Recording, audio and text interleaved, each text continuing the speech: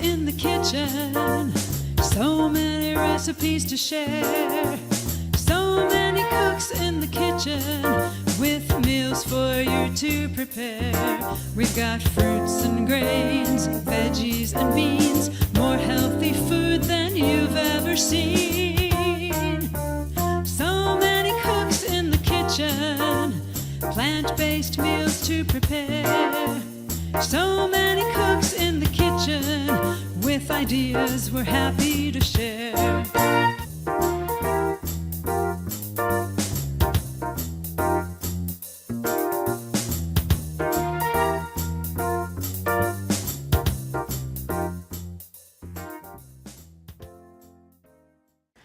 Hello and welcome to the May show of So Many Cooks in the Kitchen. My name is Dilla Barman and I'm delighted to start the program So Much Garlic. If you've been with us before, you know, actually this is our 4th anniversary. So we've been doing this for 4 years and we go every single month, we go kitchen to kitchen, and we have other Food for Life instructors. We have a subset of a small number of Food for Life instructors, and we're in different geographies. We go kitchen to kitchen and we prepare healthy, vegan, whole food, plant-based dishes. And we hope you'll enjoy today's, which is all about garlic. We'll be making dishes like garlicky hummus, something with black garlic, garlic Alfredo sauce, and I'm going to be making a tempeh garlic dish. So garlic comes in many different kinds. We're growing some at home. I like when I buy garlic to get garlic that already has separated a bit. It's easier to pull out the individual cloves. So you get a bulb of garlic. A bulb has 10 to 20 cloves. There's 2 basic kinds. There's hardneck that has a woody stem, and there's softneck. I prefer hardneck. The cloves are bigger. It's easier to peel. The flavor is more pronounced, and it produces scapes. So scapes are, you'll have garlic which has this greenery. This is from my garden. And in the center will be this flower. It'll have like a woody stem and then this beautiful flower. So those are the scapes. And it's still early in the season, so I don't have any scapes. I like to buy scapes from the farmer's market. But I do have some garlic greens. Okay? Softneck, one benefit of softneck is it can be stored much longer, but garlic really lasts quite a while. You don't want to refrigerate it or anything, just on the countertop. So all kinds of garlic lasts. How many of you guys have heard of elephant garlic? I love elephant garlic. It's the bulb and the cloves are much bigger, and I find it easier to handle. It's a milder flavor, so if you're trying to ease back on garlic flavor, you might try elephant garlic. I want to remind you, all of our recipes are available, and hopefully somebody will flash up on the screen the link to download the recipes for today. I'm indebted to Brenda Davis, RD. She's a good friend of mine, and every month she's written an appendix to our document all about nutrition, and she has a fabulous, as always, appendix about garlic. And I'm citing from her writing. I didn't know this. She said that, of course, elephant garlic is milder and easier to peel. You can get it in both hard and soft neck. It is an allium, so garlic and onion are in the allium family, but it's more closely related to leeks. It's in the subfamily, or I think it's the family called leeks. I also brought, by the way, for you, just because I had some handy, another allium is shallots. I love working with shallots. We're not going to be cooking with shallots today, but I brought this just to show off some shallots. I like shallots because they're kind of a taste flavor, which is a cross between onions and garlic. So I love working with shallots. But today is all about garlic. Okay? Susanna will be talking about black garlic. I don't know anything about black garlic. I've had it in some dishes. Apparently it's a fermented garlic, so we'll learn from Susanna more about black garlic. Garlic is great for many reasons. It boosts your immunity. It decreases your blood pressure. It can decrease inflammation. It's a fabulous antioxidant. It's even more potent if you chop or press it, then let it sit for 10 to 15 minutes. I tell you, oh, and by the way, I want to dismiss this too. Ginger is something that often goes well with garlic. I'm actually not going to be using ginger. Ginger has its own fabulous properties. It's great if you're ever feeling nauseous. So if things appeal to me as I'm cooking, I might throw in some ginger, but I just thought I'd show off some ginger. So let me just move that aside for now. Garlic is so nutritious that you get the most flavor if you press it with a garlic press. And this is a garlic press, and all you do is you put a bulb a clove of garlic, and you squish, and then the garlic comes out pressed. I tend not to use this for two reasons. I'm a lazy cook. One more thing to wash. This has like a pick where you can pick out all the garlic, but I prefer just to use my knife. The other reason I don't use it is because sometimes you have to press really hard and my palm hurts. I have small hands. I know they have better presses that are bigger, and maybe one day I'll go back to using this. I have it. I like it's stainless and all. A lot of people swear by it and say you have to use it. From a nutrition point of view, you are getting more nutrition by compressing the cells of the garlic. But garlic is so nutritious, I don't bother. Okay, so I'm going to put the press aside. Maybe in one of our future shows, I'll come back and say, remember back when I said that garlic press is not something I use? I've changed my mind. But I've used garlic presses on and off for 20 or 30 years, and it's mainly off for the last 10 or 15 years. So if you can chop your garlic and let it sit, you get even more nutrition. I wouldn't worry about it, but if it's easy when you're cooking, prepare your garlic and let it sit if you'd like, okay? Okay, so let's take a look at my recipe. I'm starting with some tempeh, and I'm going to use a stainless pan, high-quality stainless pan, and I'm going to go ahead and turn the heat on medium, and I'm going to put some tempeh, and I chopped some of it. I'm going to show you how I chop the tempeh. So I make it nice and thin. No oil. We cook no added fat, largely no added fat, plant-based vegan. Please ask questions. I can't see your questions right now, but my colleagues are watching, whether you're watching this on Facebook or YouTube or Twitter, or watching it after the fact on somadycooks.com/shows. But I'll be behind the computer when I'm done. I will see the questions that will have come in, and at the end of the show, we have a Q&A period as well, and we have a couple giveaways for the Q&A period. So tempeh, we had a show on tempeh. I love tempeh. It's an acquired taste. Children often don't like tempeh. You can see it's a fermented soy product. It doesn't have to be soy. You can make tempeh out of other foods too. But here's the soybeans, and it's fermented. But I won't say anything more because it's not a tempeh show. We have had a tempeh show. And all I did is I made thin strips of the tempeh. So I'm cutting into the tempeh. And this is maybe a 1/4 inch or maybe even a little bit less. It's not critical. They should be about the same, but they don't have to be exactly the same. And then what I'm going to do is I'm going to cut it crosswise, like that, and then distribute the tempeh. This is an 8-ounce package of tempeh. All the recipes are available, and you'll see the exact quantities. Okay? So easy peasy. So this is a garlic show, but I wanted to have, I guess some people eat garlic by itself, and you could do that. You could make a garlic paste. And I think somebody in the show is doing something like that. But I'm using tempeh as kind of the main course, and the garlic will be an important part of it. Okay? So I'm going to cook this for a couple minutes. I'm just stirring occasionally. One thing I could have done, I don't use oil with a few small exceptions, and I forgot about tempeh. With tempeh, if you want to get it nice and brown and crispy, what I do is I do take some canola or olive oil. Olive oil has a lower flash point or lower, I can't remember what the term is because I'm not conversant with oil anymore. I used to be. But what I would do is I would take a paper towel and I put a couple drops of oil in the pan, and then I would take a paper towel and wipe it, and you'd leave a very, very thin layer of oil, and that's all you need to get some crispiness and browning. Since I didn't do that, I'm going to get a little bit more sticking, but not much. And once I add a liquid like coconut aminos, a lot of the sticking will go away. Especially if you have acidic things like tomato, that helps with sticking. Okay, so if I didn't put that in the recipe, and I don't think I did, I should update the recipe and say optionally add just a little bit of oil. Okay, so you can see the tempeh is just starting to brown a little bit. I'm right there, for example. I can pick this up, but I'm not going to wait for more browning because I am going to get some sticking without a teeny bit of oil. So I'm going to move on. I'm going to add the garlic cloves. So here's my garlic. I have chopped it into thin pieces. And the nice thing about this, instead of having the pieces, you'll have more garlicky flavor. It'll envelope more of your tongue. Okay, and that was like 3 or 4 cloves.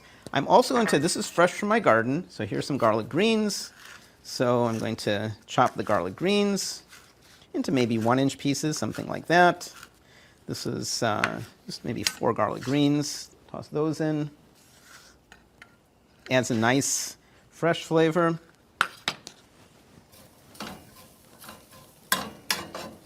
And then if you're adding greens, which is part of the recipe, and they're frozen, you should add them now. I'm going to be adding some chopped spinach, and I've let it sit for about maybe half an hour, so it's not really frozen. If we're frozen, I'd add it now. But this is cooking nicely, and you can make a choice. I think my recipe calls for cooking this for 2 to 3 minutes.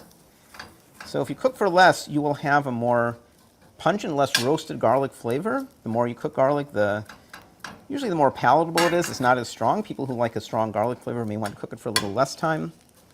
I'll let it cook for just a bit more. If you are using ginger, you could add ginger. I'd add ginger the same time you add garlic, and it adds a nice snap to it. And you can see there's a little bit of sticking, but even at this point, look at that. When I rub the pan, the sticking is going away, and once I add the liquid, that'll even go away more. Okay, what I'm going to do, I can cook it for another minute or so, but I'm going to move on. I'm going to add my greens. There they go, the greens. The greens have some moisture in them, of course, and the moisture will also help with cleaning the pan. And just a bit of greens. And at the same time,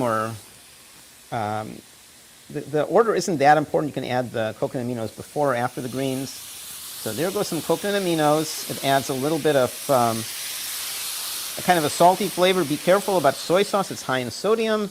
Coconut aminos are lower in sodium, but they still give you the flavor. And look at that. The liquid is cleaning up the pan, deglazing it, getting the flavor into your food, not leaving it on the pan. And that's about it. So all I'm going to do next is add some seasoning. I'm just going to turn the heat off because I'm happy with that. This was all medium heat. It took no time. I'm happy with that. Smells good. I'm going to add some fresh ground black pepper. If you want to add hot sauce, you can do that. I wouldn't do both. So there goes some black pepper. You can add a little bit of Italian seasoning of your choice if you'd like. The stronger seasoning with tempeh goes well. Maybe sage, or thyme, even rosemary. You can be a little bit more mild and use oregano, and that's it. So let me go ahead and serve it and see what it's like. It's easy and fast, and it's going to be nice and garlicky.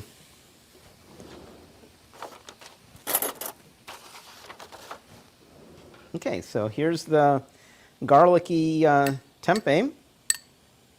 Let me get that much garlic. Let's get a couple more pieces of garlic. No, actually, I do have the garlic. It just cooked down. You see how the garlic has roasted and caramelized a bit?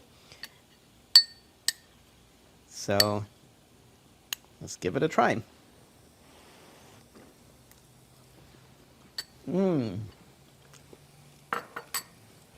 It's delicious. I don't love a strong garlic flavor. I know my friend Cody, I can't remember what she's making. Cody and some other people really like it strong. For me, it's a strong enough garlic flavor. It's pronounced.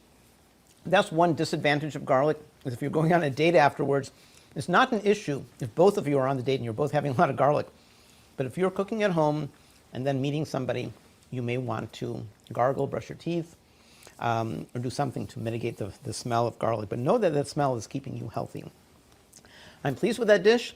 It was fast. Hope you'll try this at home. Let me know. Let us know how you think about any of our recipes. And let me check my notes. Next is John and Orhun. She's going to be roasting garlic. When you roast garlic, it brings out some nice sweetness. She's going to be making a baked roasted garlic hummus. Take it away, Janan.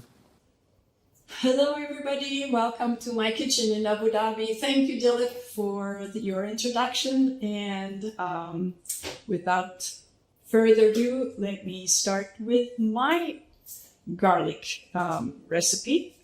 And but for starters, I want to share my gratefulness for this group. So many cooks in the kitchen.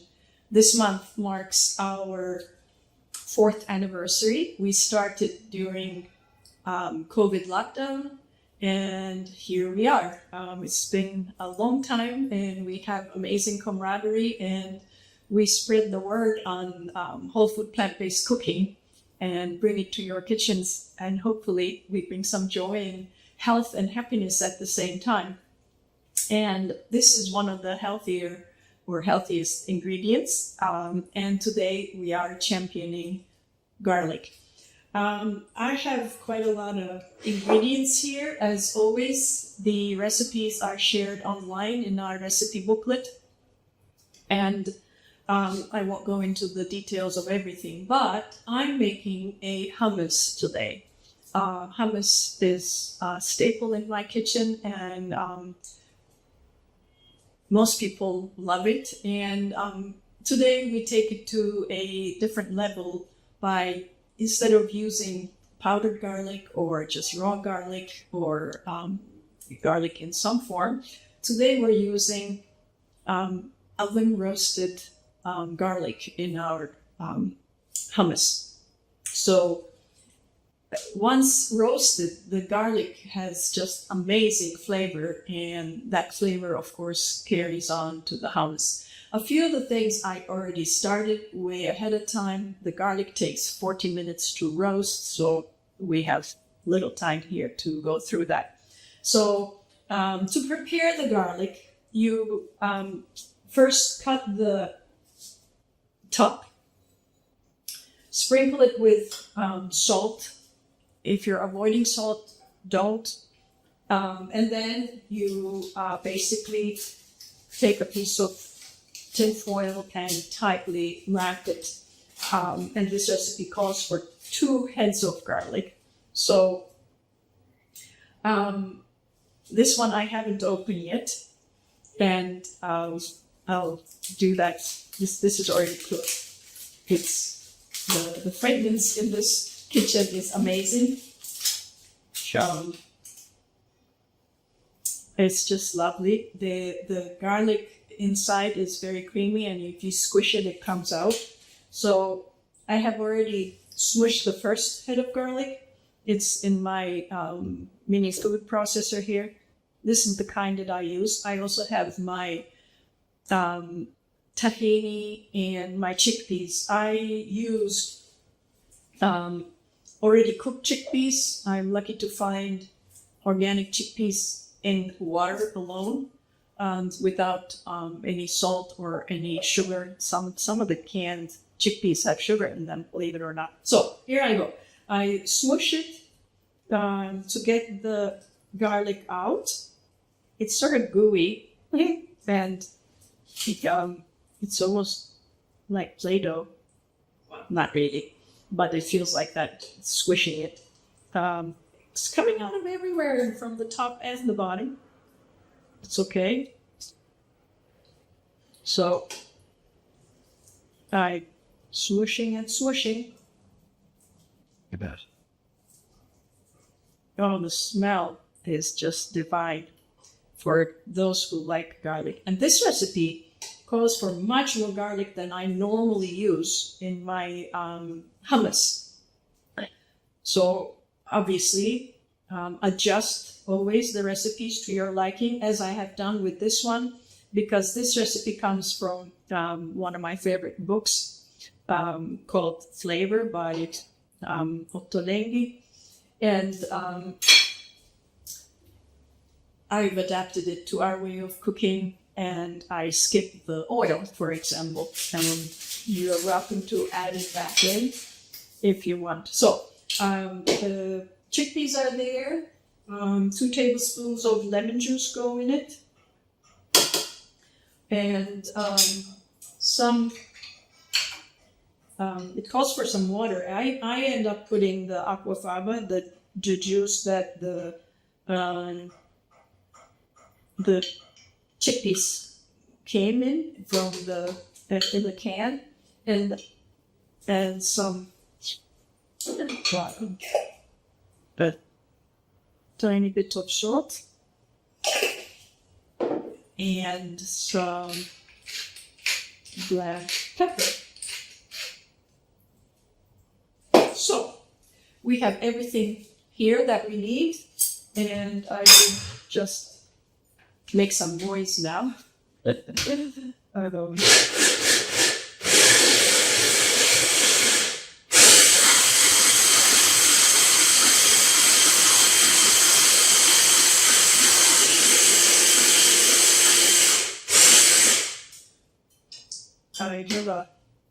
have a spatula here. It's getting there. As you notice, I didn't put all the water all at once. This is quite thick right now, but it's not yet creamy and smooth. So I'm going to add some more of the water. I'm still checking it out. I'm adding 1 tablespoon at a time.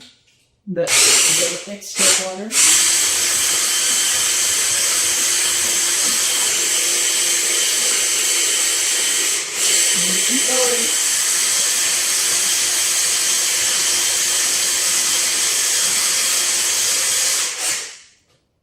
It's getting there. It's almost very creamy. Okay, I'll just dump the rest of the water. So instead of olive oil, I use extra water in order to soften, of course, the chickpeas.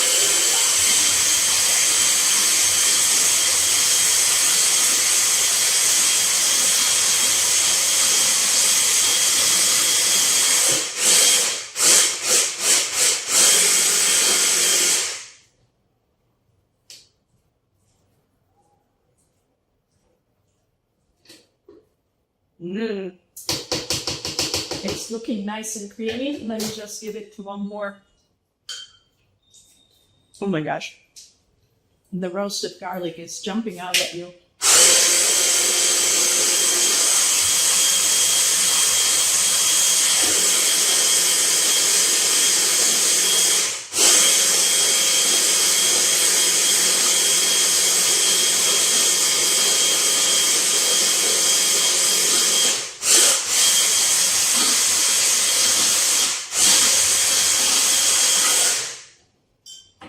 Okay, so I have my hummus ready. As you saw, it's rather quick. I'll take my little chopper out of it.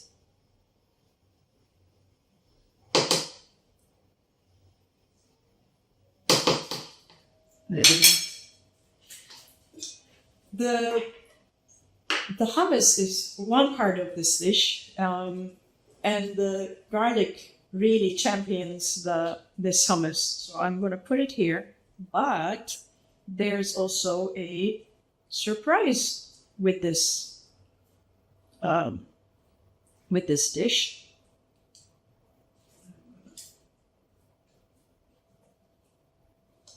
Ta-da! So here's my roasted garlic hummus.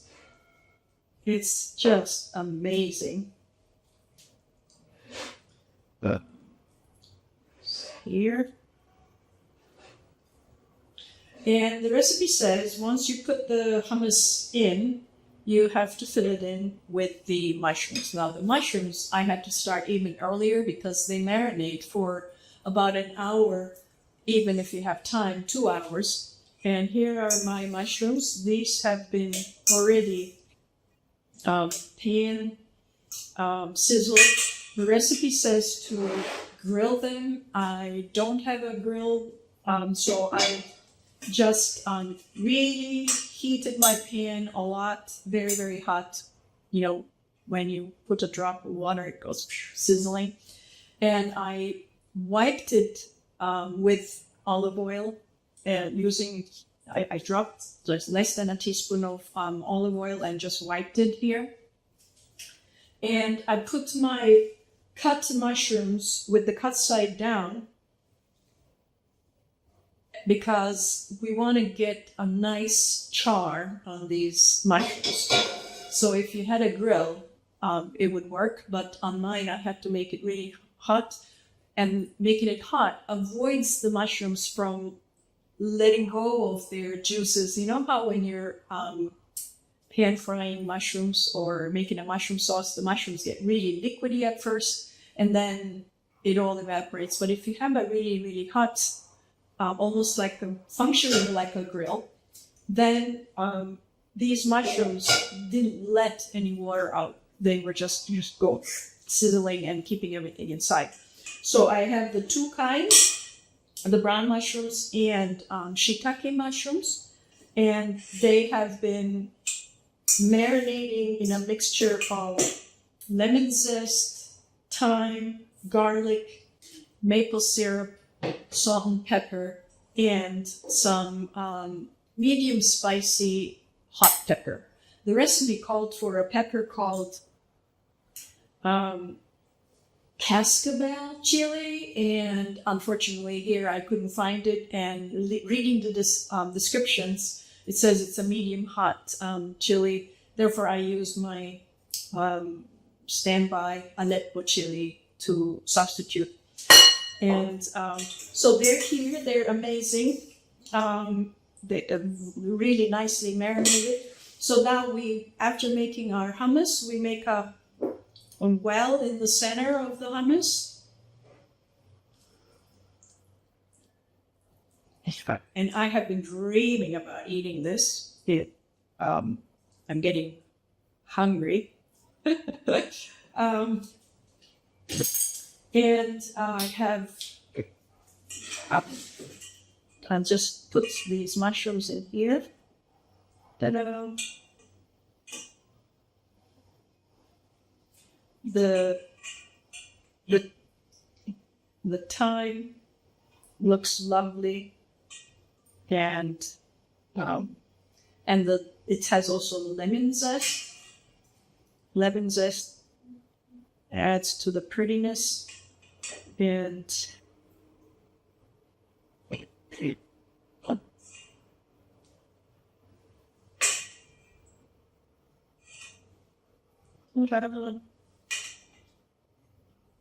so here we go. There are plenty more mushrooms in here. I think I have a too small bowl to display it all. But here they are. The mushroom there. And I cut some sourdough, whole grain sourdough grain. It's just also smells lovely. And as a final finishing touch, we sprinkle with some parsley. Here we are. And I couldn't resist. My parsley actually had flowers on it. So I decided I would use the parsley flower. Trying to be like the professional chefs. And so this is my beautiful dish. The garlic really champions the hummus, the whole dish. And the earthy, garlicky taste of the hummus is just perfectly balanced with the marinated mushrooms, which are in a sweet and sour marinade. It's got a lot of lemon juice, the spicy peppers, a little bit of maple syrup, and I skipped the oil, but you're welcome to it. So I'm going to just try to have some of this as I have been dreaming. So I have some hummus and I have some mushroom.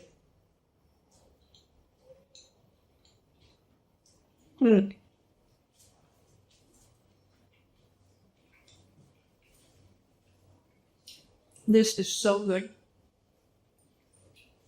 Oh, you can serve it as a,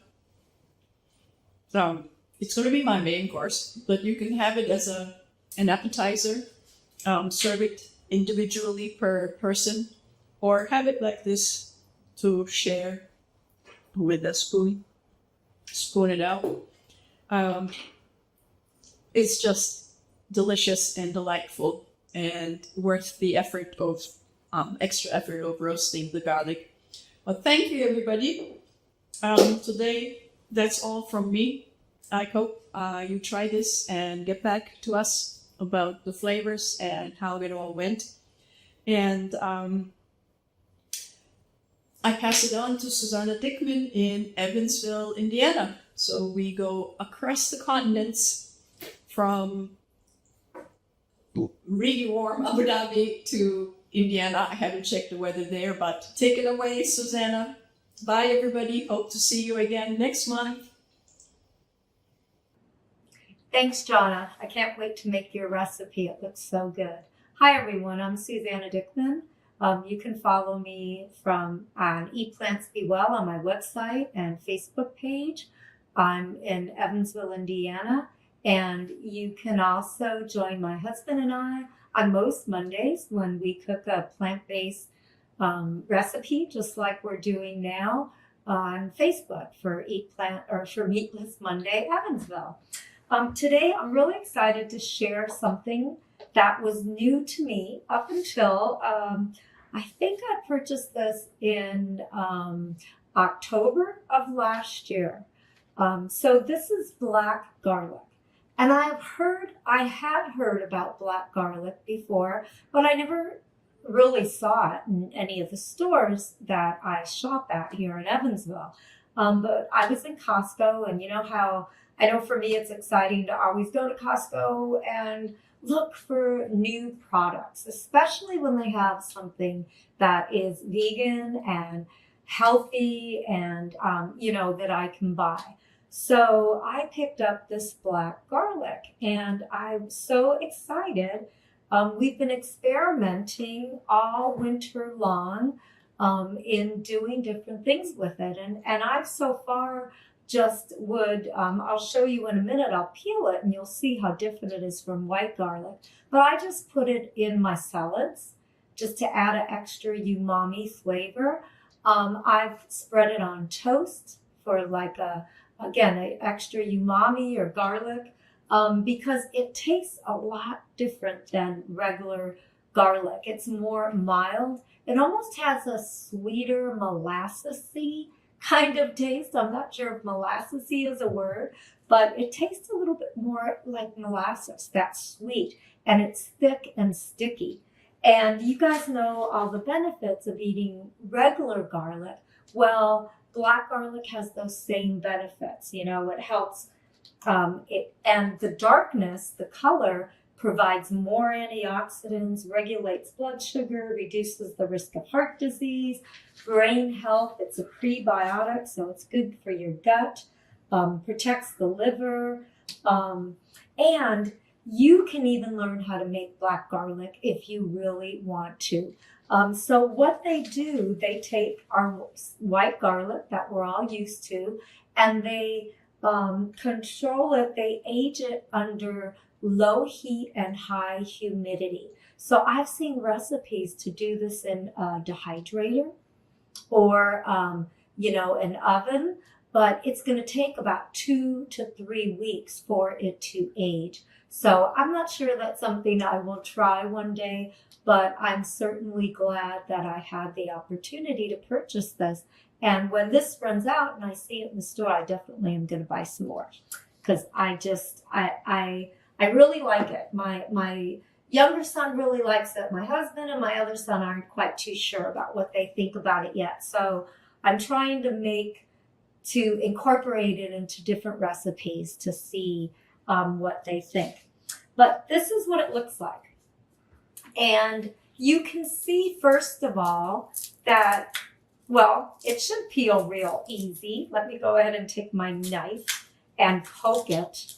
And okay, it's quite a bit of ways from the peel. So it comes out really, really easy.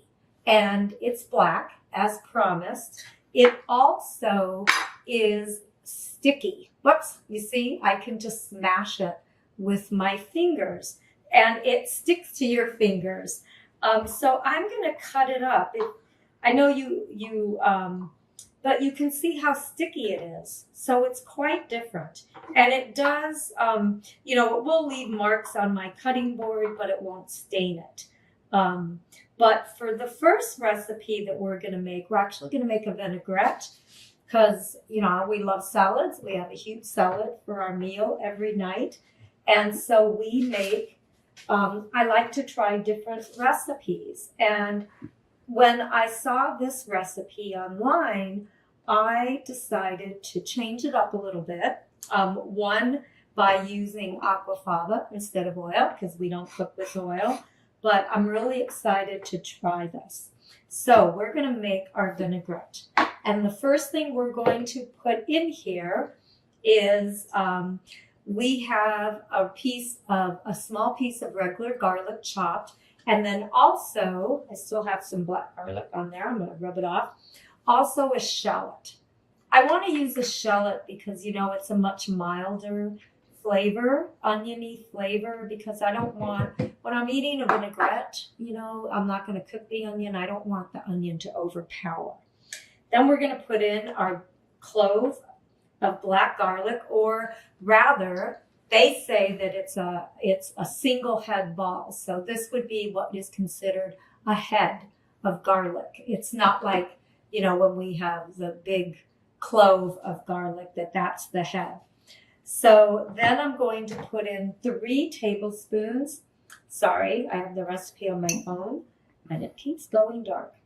So 3 tablespoons of red wine vinegar. So let me go ahead and get that in. 1, 2, 3. Okay. And then we're going to put 2 teaspoons of prepared mustard. Now, you could use yellow, brown mustard. I'm going to use Dijon because that's what I like. And whoops, we dripped a little in there. You'll see I'll use Dijon mustard in the mayo that I'm going to make too. So I'm going to make 2 quick recipes today. Got a little bit of mustard coming out there. Okay, then we're going to put, all right, then we're going to put a half a teaspoon of sweetener, and you could use agave nectar or maple syrup, and it's just a little bit. You know, if you wanted a little bit sweeter after we grind it, you can go ahead and add more. Then I'm going to put 6 tablespoons of aquafaba. And we know aquafaba is the liquid. 2, 3, 4, 5, and 6. Aquafaba is the liquid that comes out of the can of chickpeas. It emulsifies just like olive oil, you know, and it'll help stick to your salad when you're eating it. And that's it. So we're going to blend this. Let's see. Okay, yes, I put the black garlic, the regular garlic clove, shallot, red wine vinegar, prepared mustard, agave or maple syrup, and olive oil, salt and pepper to taste. I'll put that in after. So let's go ahead and blend this. Oops, and we got to turn on the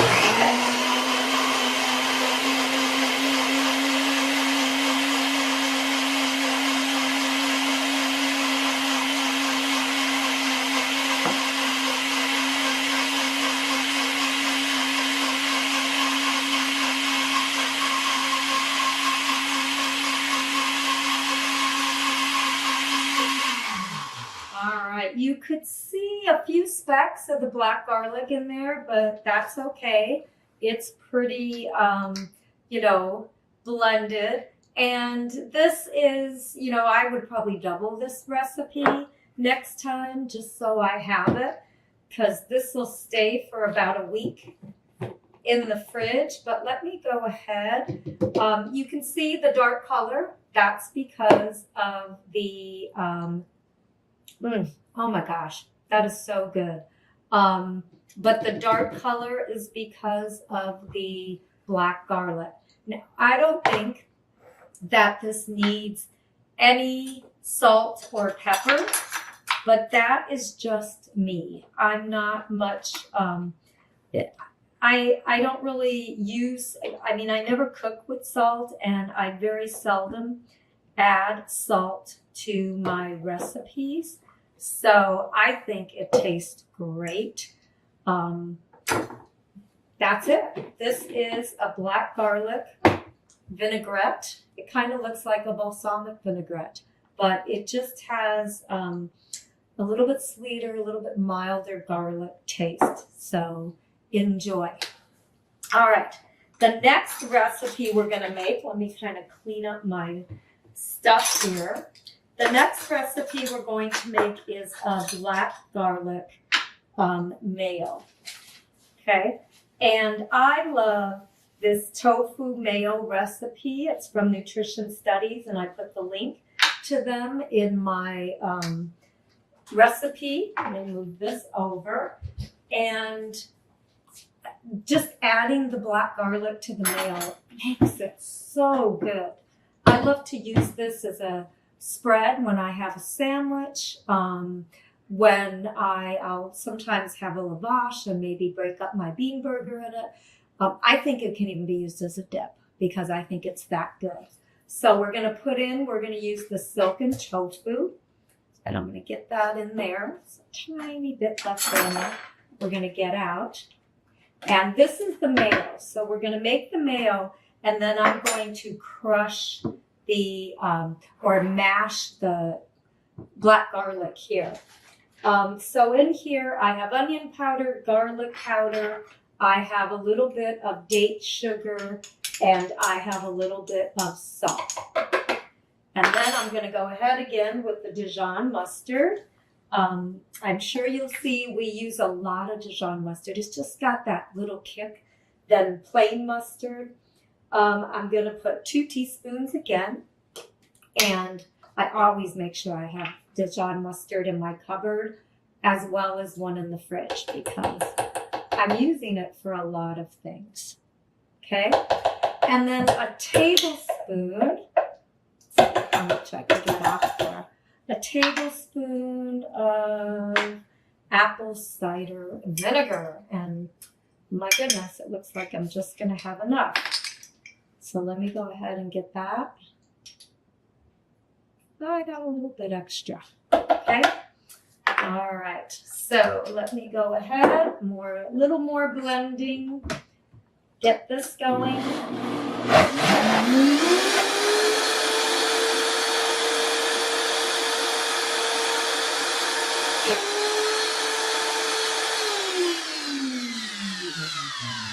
Okay. I'm going to take this out and just move it around so it starts to blend a little quicker.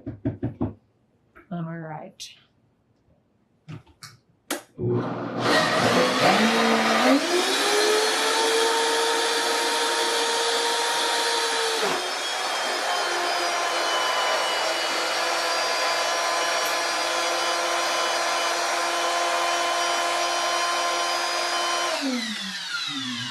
All right, that's done. Let me move that over.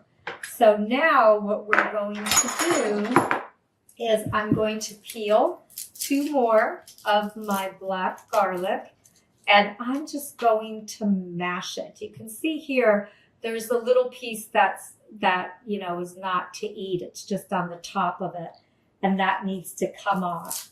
But oh my goodness. Like I said, when I first bought this, I was just taking this and chunking it up and just putting it over my salad.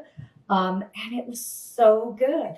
But you can see how easy it is to mash. I didn't use my wooden bowl that came with my mortar and pestle because I wanted you to see how it mashes.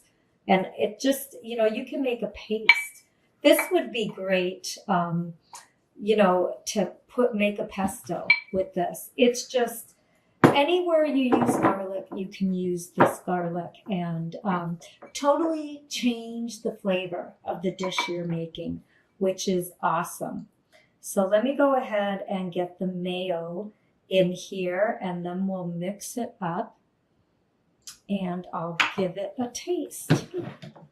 Okay, So let's just pour that in. And I'm going to go ahead and use all this mayo. I'm going to taste it, and if I think that I need to add some more black garlic, then it'll be easy for me to do that, just to add some more. And you'll see it's going to turn like a really nice light brown kind of color. I'm just trying to scrape it up off the bottom. Again, you'll have a little bit of specks in there, but that's fine. It's just fine. You can see what I mean about this being a dip. That would be great for it to be too. Yum. I'm going to check it out in a minute and see if we need to add some more. Make sure I got it all off the bottom. And it turned it just a little light brown, but it is so good. Now, as with any dish like this, it would be great to put this in the fridge for 24 hours so that the flavors really come together. So I'm going to take a spoon and I'm going to taste it. Make sure I get some garlic.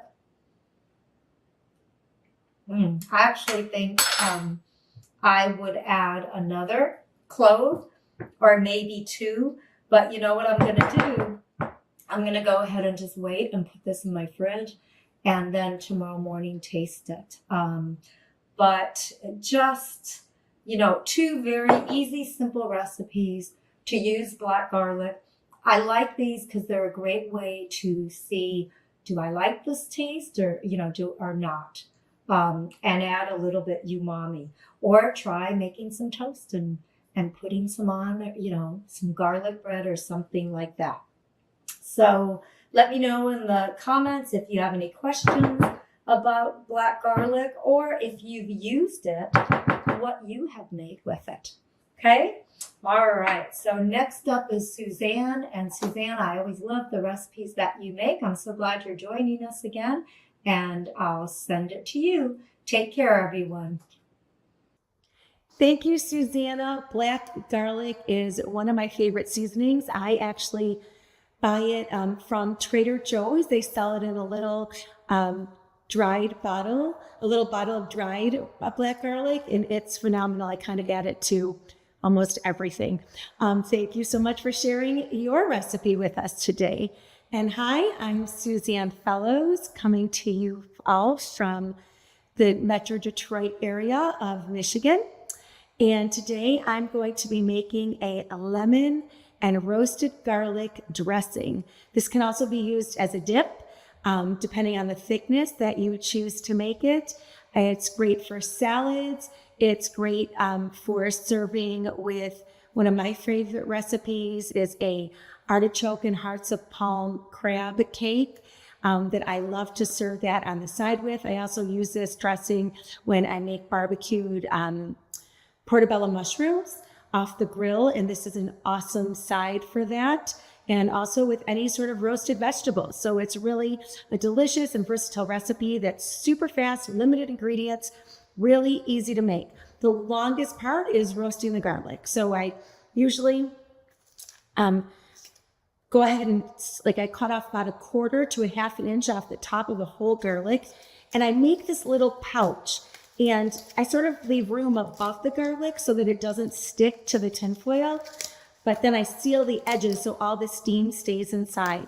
And because I don't like to cook with oil, before I roast my garlic, you can see that I cut off all the tops and about 1/4 inch off the top. And I don't want to cut it as far down to here, so I'll go around and clip those other pieces of garlic. And then I actually drizzle mine with some lemon juice instead of oil.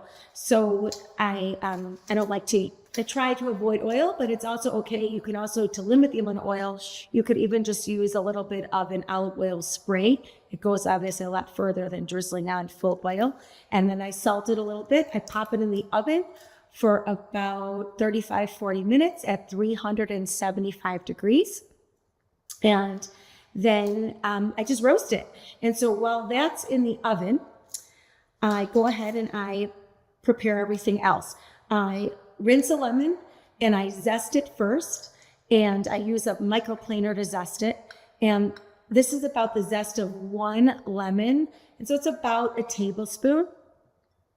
And then I'll take that same lemon that I just used the zest, and then I'll juice it, because obviously it's difficult to do the other way around. And here I have the juice of 2 whole lemons, and this is actually quite a bit of juice. It's at a half a cup for just 2 lemons, but they were really nice, big lemons. And the other thing I like to do ahead of time is also mix up my tahini. Sometimes I'll just shake it. Sometimes I store it upside down. And I realized I forgot one thing.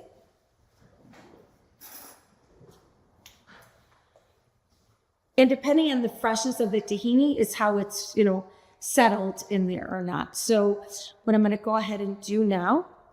So this is a really smooth tahini. This one is from Trader Joe's. I really like their organic tahini. I'm very fortunate. I have a Trader Joe's very close to me.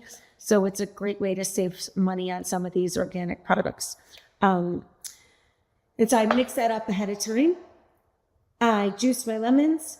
I soaked my dates. This gives it a little bit of a sweet flavor. So that way, once the garlic is done, all you have to do is throw all the ingredients into the blender. So here I have my blender container. A lot of times I don't like to use my Vitamix because it's so large for making a dressing that you have a small amount.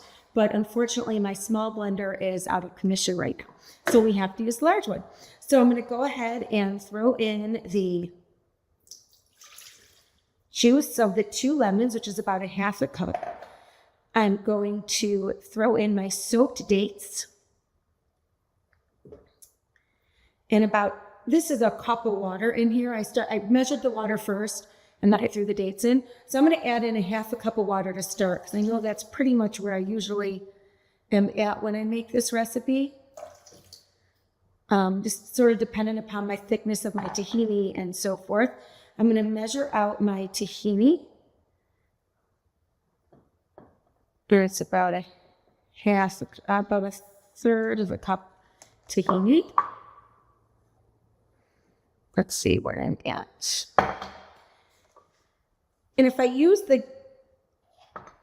the container, the jar where I just had my lemon juice, it doesn't stick as much to the side. So I'm going to go ahead and pour that in.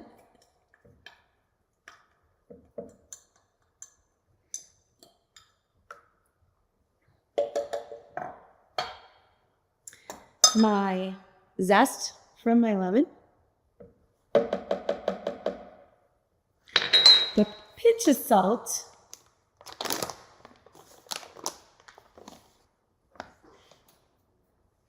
And we're just going to go ahead and put this all in the blender and make this delicious dressing. And then I'll explain to you my dill that I have sitting out here, which I could add now if I wanted to make this dressing turn green. But sometimes what I do is I will go ahead and I'll wait. And I'll just sort of chop up a bunch of fresh herbs that I like to keep chopped in the fridge anyway. So here I have a bunch of fresh dill. I'm going to go ahead and turn this on for a second, actually, otherwise it gets a little loud. Steaks are making it a little bit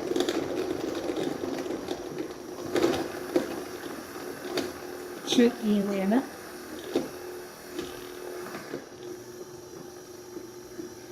Now I'm starting to chop up those dates.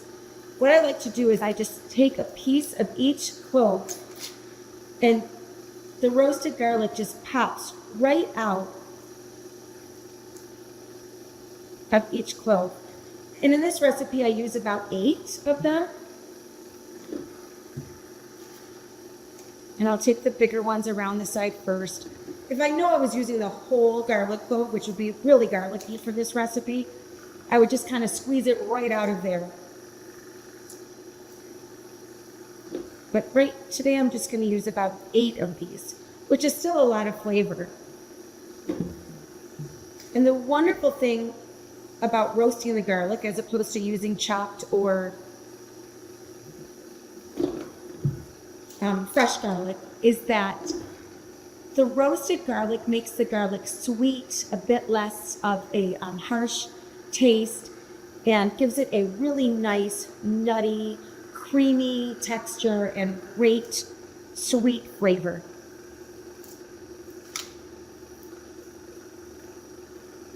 So I'm just going to quickly grab all these other pieces of garlic right out of the container, right out of their little peel, their little individual containers. And I think that's about 8. And then I'm going to go ahead and turn this up.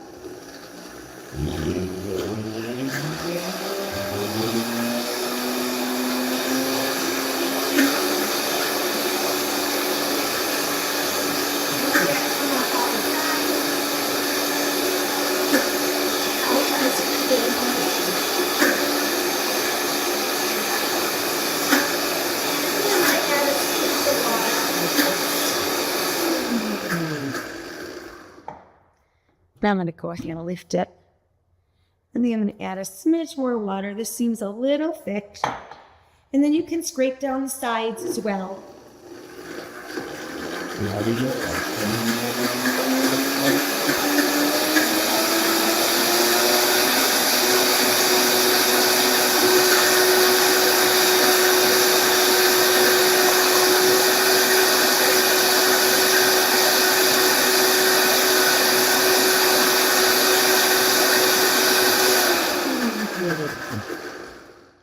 And then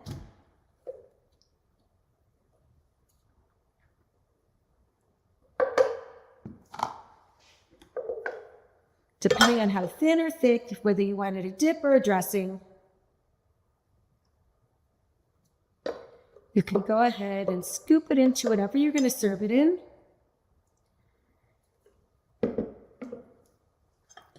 And then you can add your fresh herbs.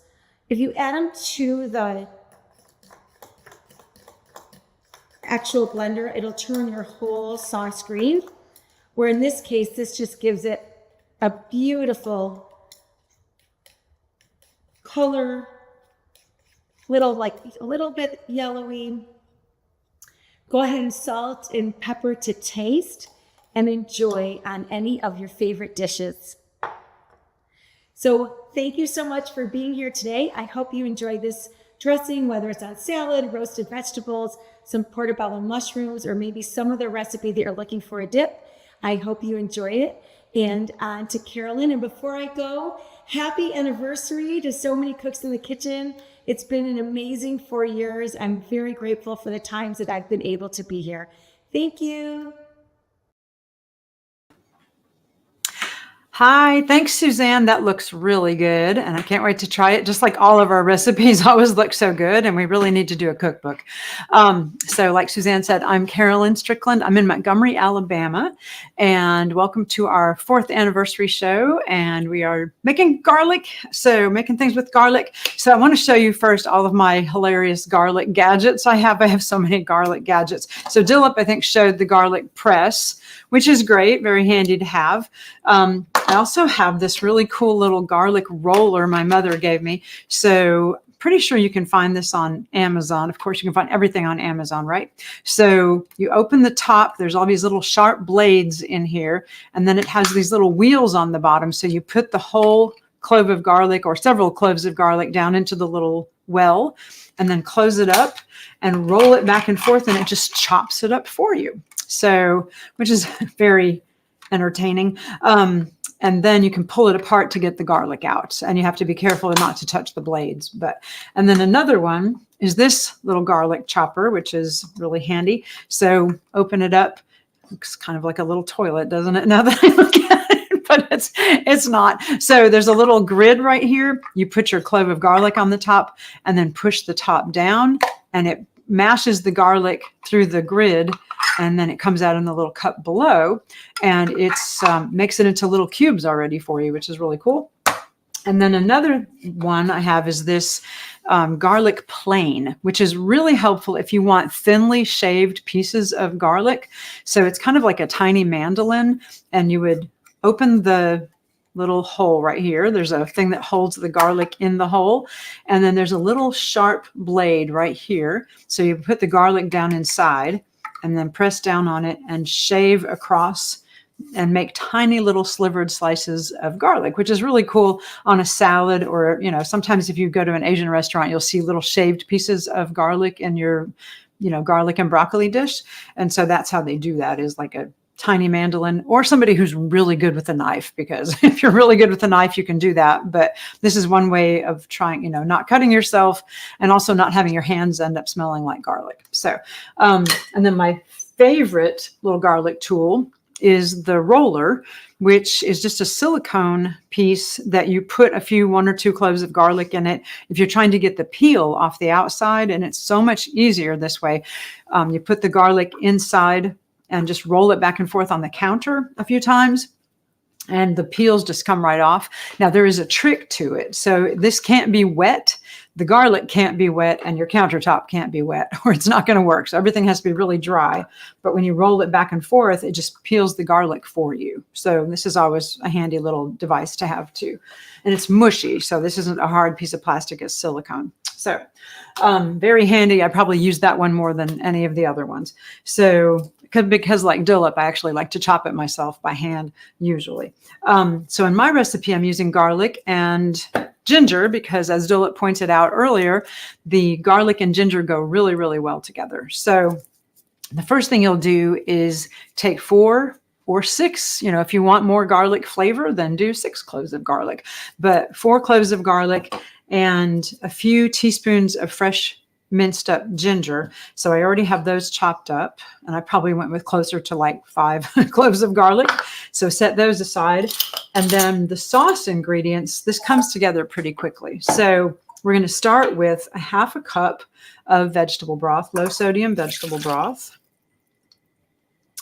3 tablespoons of, this is a low sodium tamari. So you could use soy sauce, you could use tamari, you could use liquid aminos. So tamari is the one you want to use if you know someone who has a gluten intolerance. Then tamari doesn't have gluten, where soy sauce actually does have gluten in it. And 2 tablespoons of rice vinegar. So I'm using this kind right here. This is Marucan rice vinegar. They make it seasoned and unseasoned, so you want to just go with the unseasoned regular rice vinegar, 2 tablespoons. And then 2 tablespoons of maple syrup. You could use agave. I like maple syrup in it. It tastes pretty good that way.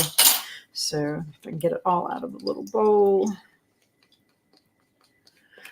And then I don't use oil very often, but when I do, what I like to use sesame oil when I'm making Asian food. It's not much. It's just a 1/2 teaspoon of sesame oil, and gives it a really nice flavor.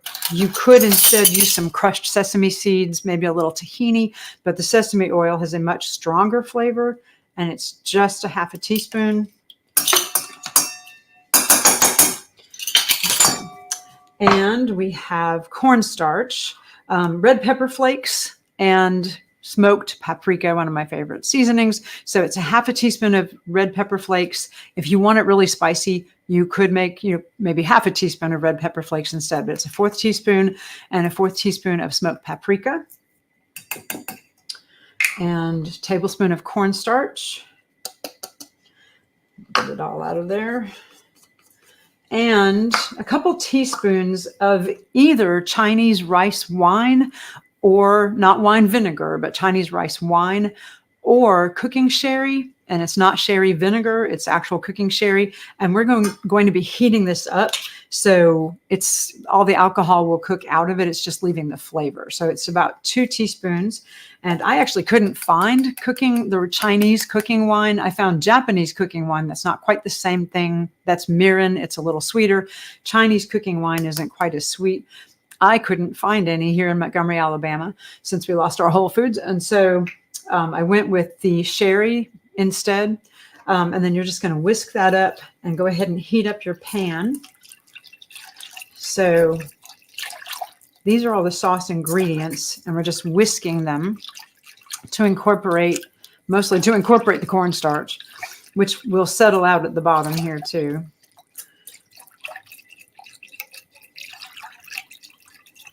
Okay, I'm going to set that aside. And then in the pan, I'm actually going to cook the ginger and the garlic in vegetable broth. So not much. Most recipes for making Chinese sauces use a lot of oil at this stage, and I'm actually just using the vegetable broth. It's low sodium vegetable broth. So the pan's starting to get hot, so we'll go ahead and put just a little bit of that in. And then, and as Dilip said, garlic and ginger go really, really well together. You find them frequently together in Chinese sauces. This sauce is really good for putting over things like a stir fry, or even using just as a dipping sauce. And it's going to thicken more as it sits. When you cool it and put it in the refrigerator, maybe in a glass jar, and just let it sit, it will get really, really thick. So, which is cool. That's what happens with the cornstarch. Instead of cornstarch,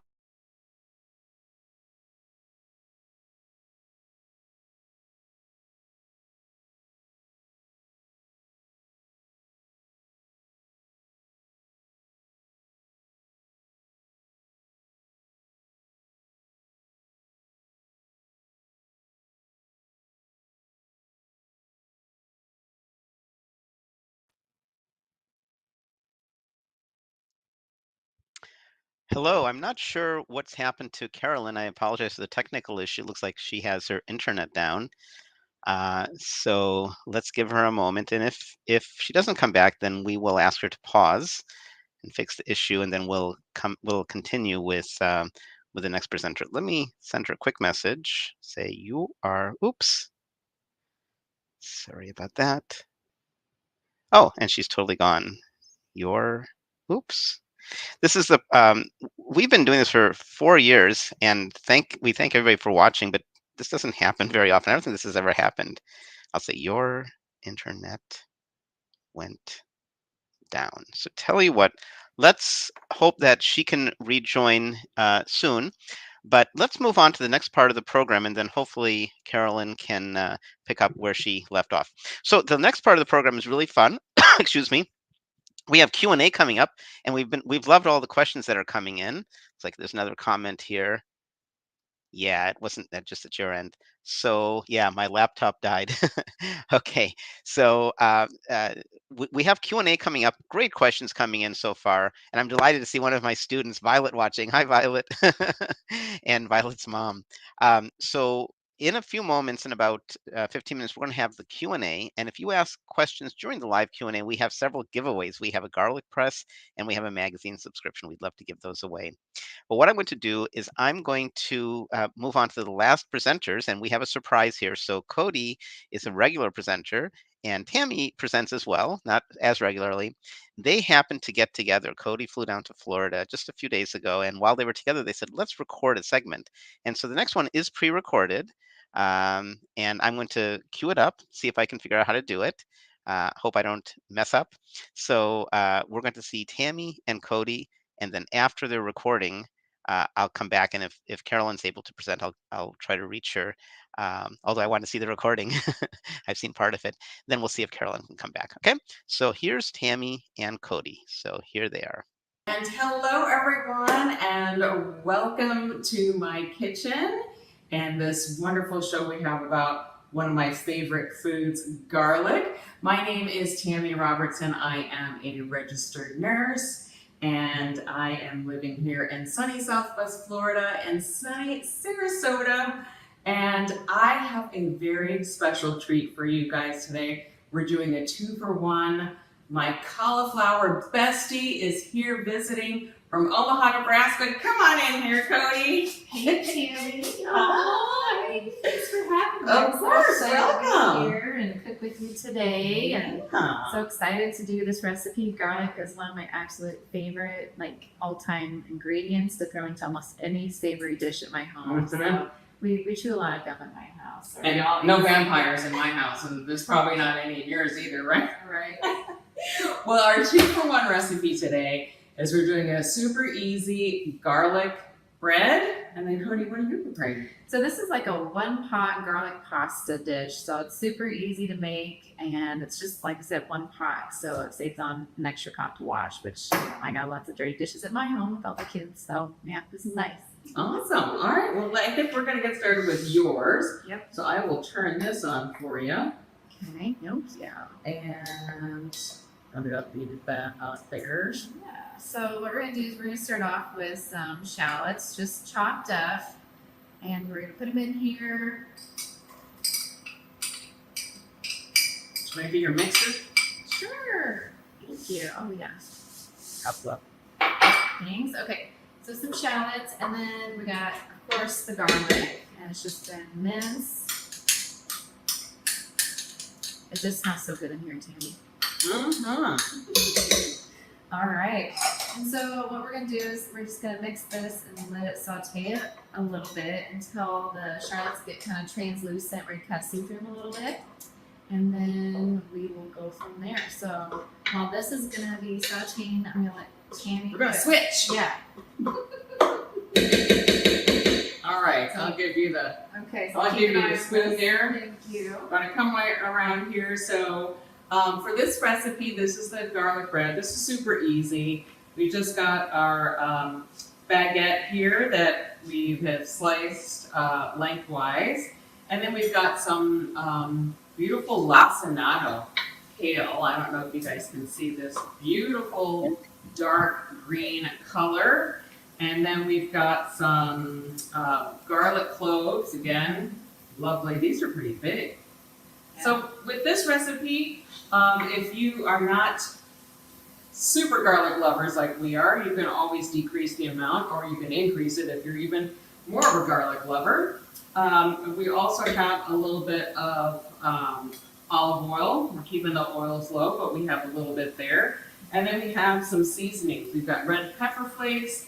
We have salt and pepper to taste. Alternatively, you could also use garlic salt for even more of a little punch of flavor. So this is really super easy. So I'm plugged in over there. Oh my gosh, you guys, smell-o-vision smells amazing. So I'm gonna put everything here into my little mixer. And if you don't have a powerful mixer, you can always, one thing with the cashews, you can put your cashews in a little pot of boiling water, or add it to the pot, add some boiling water, and then leave it with the top on. Alternatively, you can always put the cashews in and boil them together. Or if you've got like a really powerful food processor, or if you're using something like a Vitamix, you don't have to do any of that whatsoever. So now I'm adding the seasonings in here. Dump that in there. And the olive oil. And we're adding our kale. And I always have a little spatula ready. How's it going over there? Smelling really good. I did have to add a little water to it because it was cooking pretty quickly and just starting to stick. So I just add about a 1/4 cup of water to that, and that will Could you also add some broth too? Yeah, oh, definitely. People at home add a little broth? Yeah, you go ahead. Okay, so I've got everything in here. Make sure everything's on. So I'm just gonna blitz this up so I might get a little loud here. But let's make sure that we're all the way plugged in. And there we go. All right, here we go. So I'm just pulsing this to start off with. And this is gonna be a beautiful color. Now I'm gonna add a little bit more. The rest of our kale. Easy peasy. Again, smelling amazing in here.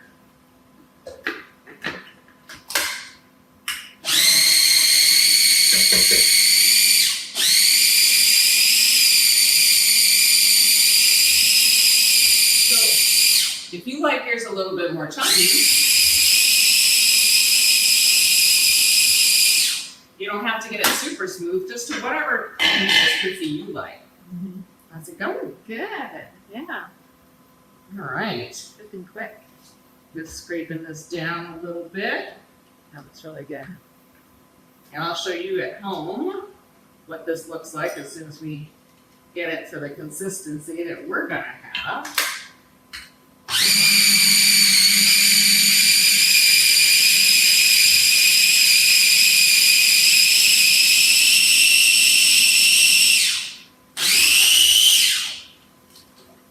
And this is a process and scrape down, process and scrape down.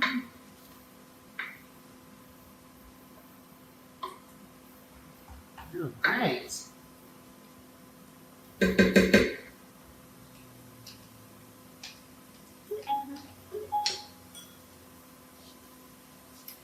Also, I've preheated our oven as well. So that's that little beef pitch of hers.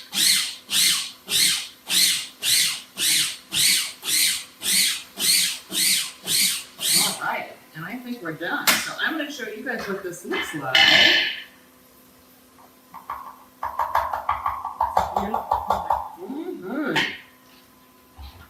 I'll get close to the camera here. And that's kind of what it looks like. Hopefully you can see a little bit of that. There we go.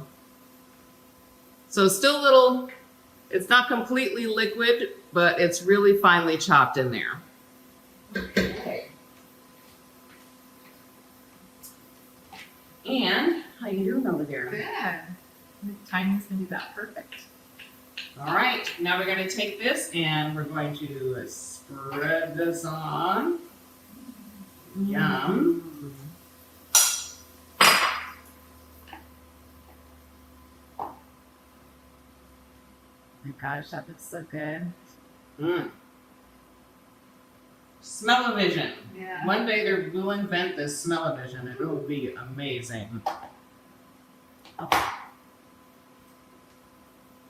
So again, however you like it, whatever consistency.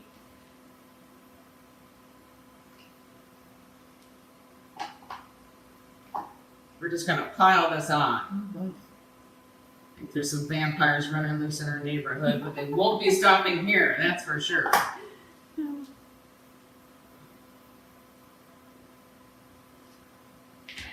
Okay. All right.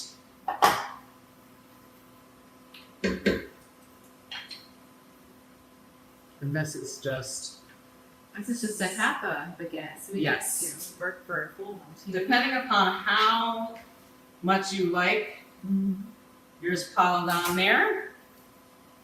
Okay. And now this is going to go straight into the oven. All right.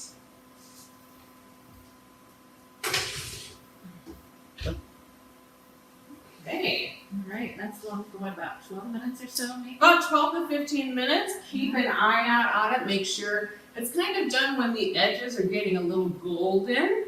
Then you can pull it out. Awesome. I'm so excited to try that when it comes out. Mm-hmm. Now, while that's cooking, I'm gonna finish this up here. So we got the shallots. You probably can't see them too well there, but they're getting translucent and the garlic's getting cooked. You don't want to burn the garlic. So that's why I keep adding a little bit of veggie broth or a little bit of water to it. So now we're gonna add the rest of the ingredients here. So all the rest of the veggie broth. So quite a bit of liquid here because we're actually gonna be throwing in our uncooked fettuccine noodles. Yeah. Pretty exciting. No. So you need more liquid because they're going to be taking out that liquid, and then the longer you cook it, the thicker your sauce is going to get. Excellent. Yeah. It's tough. All of that veggie broth. We got some unsweetened soy milk. I really like soy because it's kind of a neutral flavor. And of course you want it unsweetened, otherwise it's going to have a little extra sweetness to it and be like, oh, I don't know if that's quite what I want. You know, I've done that before and I'm like, It doesn't taste good. It can definitely change the flavor profile. Yes, so I add a little pepper in here. a little salt. Oh, got spilled a little bit of that. And then we thought it'd be fun to add a little red pepper flakes to this as well. Tammy and I like a little kick. So. And then we're going to add these towards the end here. But we'll add a little nooch, a little chopped garlic chives, and some garbanzo beans that have been rinsed and drained. And what's great about garlic, yeah, let me just put these in here first. Oh, put it in there first, see? Yep, she beat me to it. I like to always like break them in half. Do you ever do that? Do you put them in half? However you like it. Be my guest, be my guest. Do you mind stirring that a little bit? Sure. Good, thanks. So We're a team here. That's right.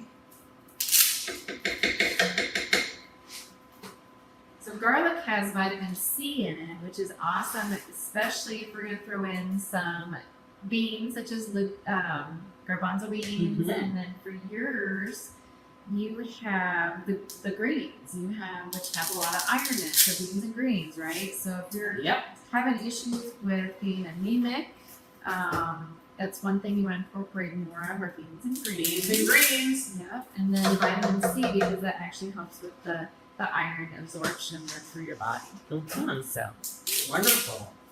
And garlic is, like I said, both of us love garlic. It's part of the Italian family, which includes shallots, leeks, all sorts of onions, and it's just amazing. And it's got lots of antiviral and antifungal and antibacterial, anti-cancer properties. So it's just amazing things to incorporate into your diet whenever you can. They can be cooked, and sometimes even raw garlic is much more pungent. So, so that's depending on how you like it. Like this, ours is raw that we just put in there. We didn't pre-cook it, but now it's going to get cooked, so it's going to even out a little bit. Alternatively, something else that you can do well is you can roast your garlic and use your roasted garlic in there, and then re-bake it in there as well. If you're not that big of a garlic fan, like we are. yeah, kind of miles it out a little bit. doesn't it? Yeah. Yes. So- Most definitely. I'm gonna bring this to a quick boil, and then we're gonna turn this down a little bit so it simmers, and then probably about 20 minutes, just until your noodles get al dente or just like pork tender. You know, you don't want them crunchy, of course. No. So Crunchy pasta, never good. We'll come back and show you the finished product here in just a little bit. All right, see you in 20. Okay, so it's been about 20 minutes. So this is thickened up, the noodles have cooked, and now we're going to just wrap it up. Oh, and then look what you pulled out. Yes, and I pulled out our delicious smelling garlic bread, and then we'll kind of put all this together. Yeah. So while Cody stirs, we're going to put our last kind of ingredients in here. Yeah, you can see that. Yeah, looks really good. So we've got, we're adding some chickpeas, also known as garbanzo beans. These have been rinsed and drained. Thank you. Yeah, yum. And then you can use regular chives. These are garlic chives that are fresh from our Sarasota Farmers Market that are amazing. So we're gonna put those in here as well to add a little green. What do you think? Put the whole thing in there? Yeah. Yeah, get all that in there. And then we have nutritional yeast. Also known as nooch, and we're gonna fold that in. Look at this pretty color. Amazing. And there are different types of nooch. Some other extras you could put in. You could put spinach in there. You could put kale in there. You could put broccoli in here. We like to put greens in anything that we can. I know you do too, don't you? Awesome. For sure. Oh my gosh. All right. I'm gonna start serving this up. Okay. And then do you want to cut your bread and we'll just Yeah. put it together and Alrighty, I'm gonna cut off a little piece of this bread here. Make it pretty. Cut it on the bias there, and we'll stick it all on that. Wow, that looks amazing. yeah, I can't wait. Alrighty, put this in here. And voila, 1 pot creamy garlic pasta with vegan garlic bread with kale pesto. Let's give them a close up. All right. And here is the finished product. Look at that. Yummy, yummy. Excellent. All right. Well, thank you all so much for joining me in my kitchen. I want to thank my special host, my veggie bestie, Cody, for joining me today and for visiting me here in Florida all the way from Nebraska. Thanks for having me. Yes. And I think we should do this again. Yeah. We're going to do it again soon. So watch out for us again sometime in the future on So Many Cooks. And bye for now, right? Yeah. Bye. We'll see you soon. Thank you. Bye-bye. Bye. All right, that worked great. So we got the pre-recorded video. I didn't make any mistakes. That's great. Let's bring and you should never watch the show when you're hungry. I am hungry and I wish I had some of their pasta. All the dishes have been so good. So let's bring Carolyn back on. Carolyn, apparently your laptop had a problem, but you're back. So My laptop died. Sorry about that. So you can continue where we dropped off. You were asking me while we're waiting where you dropped off. If anybody who's watching knows what she last talked about, then please post. But I think I had just mixed up all of the sauce ingredients, which, as a reminder, are vegetable broth and tamari and sherry wine and vinegar. I think so. So I'm going to leave you to do the show, and then when you're done, bring me back, and we'll have the Q&A then. Okay. Okay. And your laptop's good now, right? It's in now, so yeah. Okay. See you.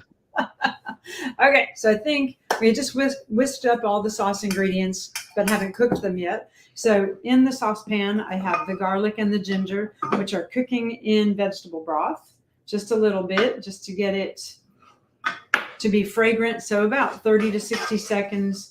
And then that seems very ready. So yep. So they cooked a little bit actually while my computer died. So I'm back. All right. So I'm going to whisk this up again because when it sits, all of that cornstarch will kind of settle to the bottom and you have to whisk it back in. So I'll add it right back here. Okay. And then if you look down into the pan, you'll see it's really thin right now. It's still very thin, but as soon as it gets nice and hot, it will get super, super thick. And when it thickens, that's when it makes a great dipping sauce. It also would be really good on a stir fry or maybe over some noodles, but it's just a really simple sauce that can be used for so many different things. Okay. It'll come up to a boil here in a second. And it only takes it just a few seconds. Once it reaches a boil, it'll actually thicken up very quickly because of that cornstarch. And I think I mentioned before before the computer died that you can use cornstarch, or you could use tapioca starch, or you could use potato starch, or even arrowroot powder. Any kind of starch will thicken things. So it's looking pretty good. It's getting there, starting to thicken up just a little bit. And then, okay, so the way I'm going to serve it today, is with, I have a nice little pan of pot stickers that I've already cooked up. So we have vegetable and tofu pot stickers, which are really pretty. You can put the down shot on and then, yeah, so vegetable pot stickers.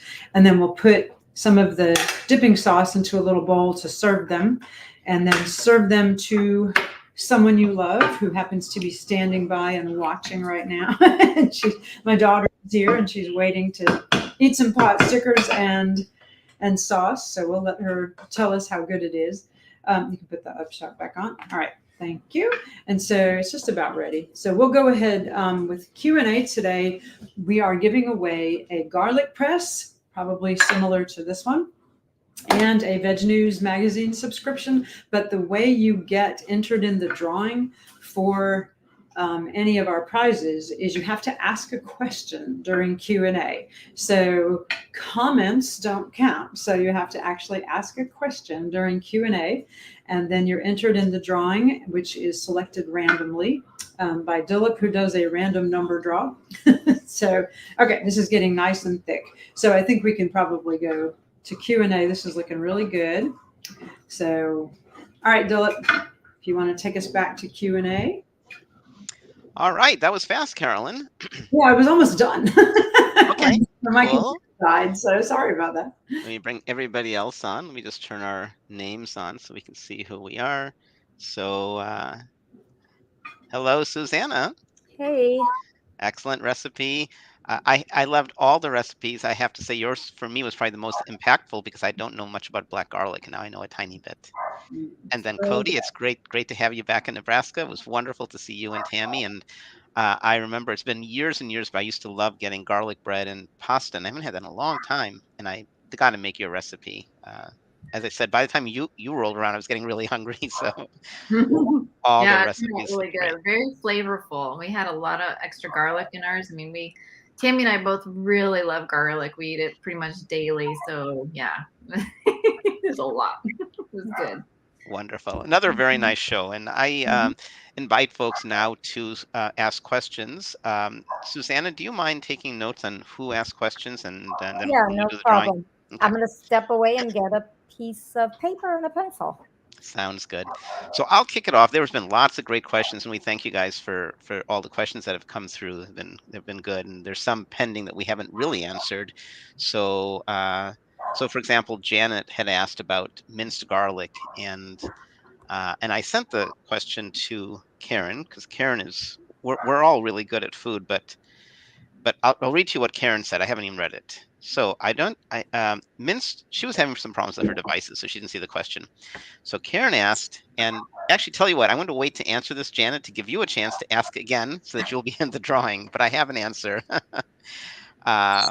Okay, so here's some questions I have while we're waiting for other questions to come in. So let's start, Susanna, with you. Black garlic sounds great, and its flavor is really quite different. So I'd love to try it. Where can I find it? You said you bought it at Costco, and Right. I don't have a membership there. So where else can you get it? And Let me how expensive is it? my container of it. So, oh my goodness, and I don't know where I put it. I had it on the camera, but so I was lucky enough. I think it's seasonal. I was lucky enough to find it in September, October at our local Costco, and it was organic. So you can. I saw the same product I bought. I paid about $10 for it, and it had about maybe 25 to 30 of the little heads that I had. Wow, that sounds really So very affordable. it was. I did check it out and see it's on Amazon for 21. You know, it's always more expensive. Someone told me that they got it at Trader Joe's. The little heads. I know Suzanne mentioned in her video that it was um, she had a powdered form of it. But yes, Janet, does that count as a question? Do I write? Yeah, that does. Go ahead and answer that. So, Okay. So yes, it was in the seasoning section where they have all the seasonings. And you know, you might ask your Costco if I'm sure it's seasonal because it went really quickly here. And then you know, I haven't seen it come back. So you might check online or Trader Joe's or Whole Foods or Sprouts or some other, you know, specialty store in your area. okay, So. great. Question from Shirley Ann Mooney. So let's add her. How was your black garlic vegan cheese you were talking about during the last show? My local store sells it. Yeah. So last time I mentioned we don't encourage a lot of high fat foods, but once in a while, you know, I do buy some vegan cheeses. And so there's I can't remember what the brand was, but they had a brie. And when I was not vegan, I used to love brie cheese. So it's very creamy. So anyhow, there's a brand, I can't remember what the brand is, but they had a brie, and I read reviews. They said it's a good cheese, but it's not really a brie. So I got the black garlic, and it was really good. It was like a little bit of black garlic on the outside, and then it was reasonably creamy. You had to make sure you didn't leave it on the counter for long. So it was a small wheel. It lasted me a couple weeks because I just had little pieces at a time. But it's very strong, which is a good thing because we want to have these in small quantities. So that kind of was self-limiting because I would have just a little bit with some bread or some crackers or some carrots or something like that. So I quite liked it, Shirley Ann, but everybody's taste is different. All right, Linda, good to see you here. Do you have a favorite dessert recipe with garlic? So I will say that there's a famous we never talked about this, but there's a famous festival in Gilroy, California, which is south of San Francisco in the Bay Area. Um, and it's called the Gilroy Garlic Festival. I've never been there. Once I was there on business around the festival. I wish I had stayed for it. And I know they have garlic ice cream, of course. By now, hopefully, they'd have a vegan version. Back then, they probably didn't. So there's also a place in Seattle called it's a juice bar of some sort, Gravity Bar, I think, and they make garlic drinks, and they may very well make some garlic desserts. So I don't ever cook garlic in recipes. The one thing I do is, and I have demonstrated in the past, is my strawberry marinara.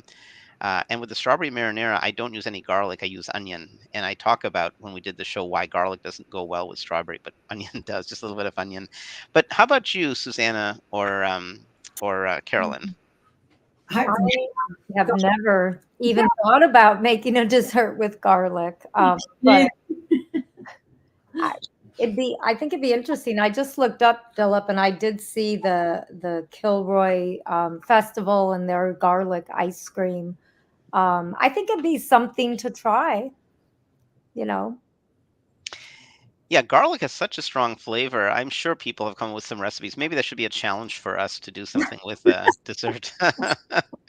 I Yeah, onions and garlic don't generally go so well with garlic. We really didn't spend much time, and thanks, Shirley Ann, for sharing that.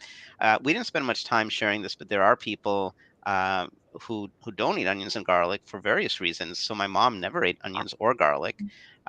Some people from India, uh, from a religious perspective, would argue we want to be nonviolent with our food, and we can enjoy tomatoes and squash and all, but when we eat the garlic, we have to kill the plant.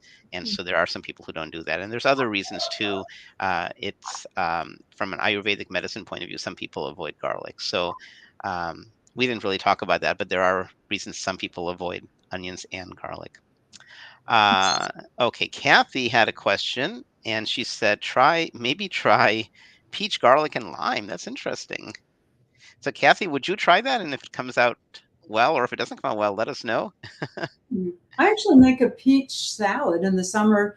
So peach farro salad that has garlic in it and lime juice. So yeah, I mean, those go well together, but it's not a dessert. It's a salad. So Now, Kathy said she's won recently, and so we don't have to add your name to the drawing, so we won't. Let others get a chance. My question is for Janin, who's not on Q&A. What are mildly spicy chili flakes? I never knew they sold them in degrees of spiciness. So I can say a little bit about that. It does vary. It varies widely, not just by brand, but by batch. So if you buy a favorite brand, sometimes it's going to be hotter than other times. It depends on the particular pepper, how much sun it got, how much water it got. Um, I don't know if there are brands out there that specialize in sample and then have differentiation. Do either of you guys know about that? I've only ever just seen one level of heat, but I'm in Montgomery, Alabama. I don't have a lot of options. So yeah, same for me. I've only seen the red chili flakes. right. They never even say mild or hot. I just buy whatever's on the shelf. Right. I am finding, Dilip, just they're not vegan, but I found a black garlic chocolate cake with raspberry sauce, black garlic and chocolate truffles. So I may have to experiment with the rest of my black garlic and veganize. I'll let you guys know if I get something successful. You know, one thing I love about the show, to be honest, I'm behind the scenes, getting the banners and paying attention to what's going on. So I often miss some of the details of the other presenters. I get a very high level view, and I have to come back and look at some of this again. But it's such a pleasure just watching you guys, even though I'm not fully understanding it because I'm doing other things. But it's such a pleasure watching every one of you cook in the kitchen. We all, I think, have such really cool techniques, and so I really enjoyed it today as well, as I always do.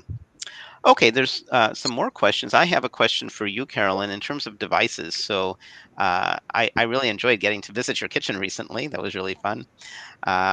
So you have probably more devices than I do. And in my segment, I don't know if you caught that, but I showed the garlic press, Right. and I also revealed that I don't use it very often. So when you compress garlic, you get even more nutrition out of it. The cells get pressed. My view is that it's so healthy to start with that marginally I'm not getting as much. And there's also something to be said about chopping garlic and letting it sit for what, 2 minutes or 5 minutes or something like that. Mhm. The reason I don't use my garlic press is because I'm lazy and I have one more thing to clean. And that's what I was going to ask you with your devices, because one of the things you had there, the first thing you showed, I think I'd like to get the wheel, and I'd like you to maybe, This uh, one. yeah, maybe you can text me what it is, and I think I'm going to get that. But what about cleaning? How easy is it for you to clean all these cool So devices? this one is tricky. You have to make sure the blades line up straight up and down, and then you just pull that part straight off. And so then your blades are very sharp, but you can just put it down into a big, bath of hot soapy water and shake it around a little bit, or even roll it around a little bit in the hot soapy water. And then this part opens up and everything is washable. I probably wouldn't put it in the dishwasher, but the whole thing opens up. And so it makes it pretty easy to clean Okay. inside here. I mean, that's so cool. I'm willing to get that because even, that looks so fun and easy. Well, and really the one of the best ways to use it is when I teach kids cooking classes, because that way they're not touching something really sharp. They can drop the garlic down inside of it, close it up, and roll it back and forth, and they're mincing the garlic. And then all they have to do is, I'll help them pull it straight out, and then they can just dump all the garlic out of the container. So, it keeps their Yeah. hands away from the blades. Now, a question came from Carol Ann, and Carol Ann, I'd love to hear more about when you call yourself the food-based pharmacist, whether you include whole food plant-based in your pharmacy in some way. Um, but anyhow, you have a question, and that is, does crushed garlic have the same flavor profile as minced garlic? There's so many forms. Hi, Carol Ann. Do you know Carol Ann? I do. Okay. Do you want to take her question? She's actually a Food for Life instructor, Dilip. Oh, okay. You know as much as we do. She's one of our new ones. Welcome to the Food for Life team, Carol Ann. What was the question? Sorry. So the question was, is there oops, sorry. The question was, does crushed garlic have the same flavor profile as minced garlic? Uh, what I know about that is when you crush it, the more flavor you're going to get. So if you mince it, which is what I do, you're going to get a little less flavor. And one reason is surface area to volume ratio. But I don't know if Carolyn or Susanna, you want to add to that. I agree with that. I think when you crush it, you're getting more of the liquid out of it too. So you're getting, more of the juicy pulp of it, where minced, it's more chunks.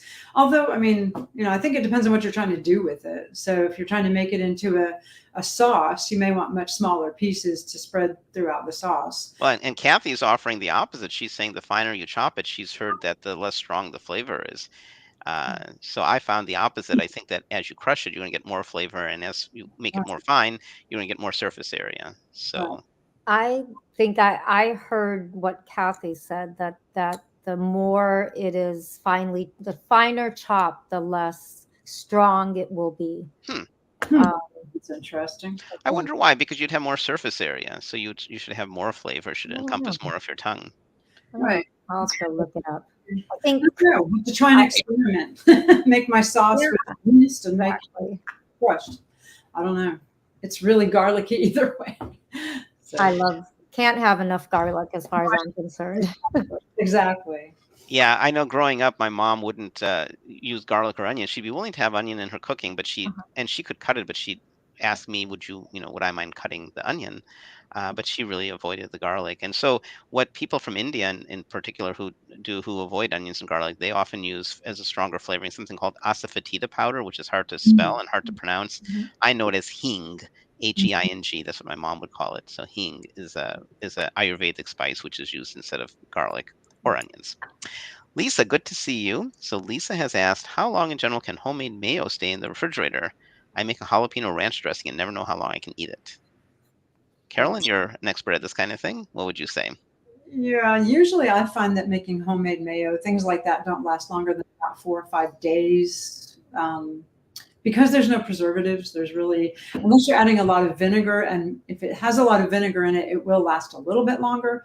Yeah, I've had homemade mayo last, yeah, it depends on how much vinegar, but if you put more vinegar in it, it might last up to about 7 or 8 days. That's all. I would think even longer. Yeah. I don't know, smell it, make sure it doesn't smell off, but yeah. I don't know. I've been surprised by a few things I've made that I thought would last a little bit longer and then they didn't. So, I would just smell it. I just noticed something. I was talking about my mom and her cooking, and that's her over there. I actually had a dream about her and my dad, both of whom passed away, but I had a dream about them last night, but that's my mom. Okay, so Shirley Ann also said we can exclude her from the drawing because she won last month. So she's asking, what are the health benefits of black garlic versus white garlic? And I know nothing about black garlic, but I'm just going to say fermented foods are great and pass it on to probably to Susanna because you presented that. Do you want to share about the benefits of black garlic? So actually, the number one difference between the black and the regular is that the black has more antioxidants because, as Dilip said, it's fermented and the darker color. But other than that, there's similar nutrient profiles on both, but it just has more antioxidants. And then Karen sent me a message. Says that she's having some device problems about minced jarred garlic. She said it contains allicin, like if you minced it and let it sit for 10 to 15 minutes before using it to let the allicin form. The precursor and the enzyme mix when the garlic is chopped and they form the allicin. The enzyme is damaged by cooking, so it is healthiest to let it sit a bit before cooking. So, and that's what we were talking about, that there is extra health benefit. And I was being a little dismissive of it, saying that I don't bother because garlic's so healthy, but I didn't realize that that it does take time for the allicin to form. So maybe I'm going forward when I'm cooking with garlic, go ahead and do that very first and just let it sit a little bit. Broccoli does that too. We should always Does let it? for about 10 or 15 minutes before. So chop it up. Yeah, that's right. Yeah, that's and right. other greens too. I remember Dr. Greger talking about wash your greens, let them sit for 10 to 15 minutes. So always better. We wanted to say that we're so glad you guys are all watching and that if you're not plant-based, you're actually considering some more plant-based eating. And so we're giving you some tweaks, but you can just dive in and do this. It's pretty easy to be plant-based. And we're just trying to talk about some additional tweaks and marginal changes. But you can follow some or none of our advice, but eating plant-based is the big thing. You're getting such a huge advantage. And then these extra things make it even better. Good to see you, Phyllis. I think you may be a new viewer, so welcome. And by the way, happy anniversary to all of us. This is our 4th year. It'll be 4 years in a couple months, in a couple days. I think it was, I posted, I think it was May 20th or something like that. 22nd, I think. Yeah. Last year, I think we did an anniversary show, and I had my, didn't I have triple cross tangerines with me, and I toasted or something like that? So, do you guys know I love tangerines? It's kind of funny. I teach math. One of my math students is on, and I use lots of examples in my problems that I have students do about tangerines and sometimes oranges, but usually tangerines. All right. So, Phyllis, can I make the mayonnaise with white beans instead of tofu? Absolutely. Absolutely. My wife doesn't eat tofu. It bothers her stomach. So I'm glad you posted that question because my daughter likes to make mayonnaise once in a while. I don't usually. And maybe I'll start thinking about some things I can do with mayonnaise. And I'll make a white bean one so that we can all enjoy it. So thanks for asking that. And we'll add you to the drawing. More black garlic question from Kathy. Does black garlic start out as white garlic before it's fermented? Oh, you're muted, Susanna. My dog is barking.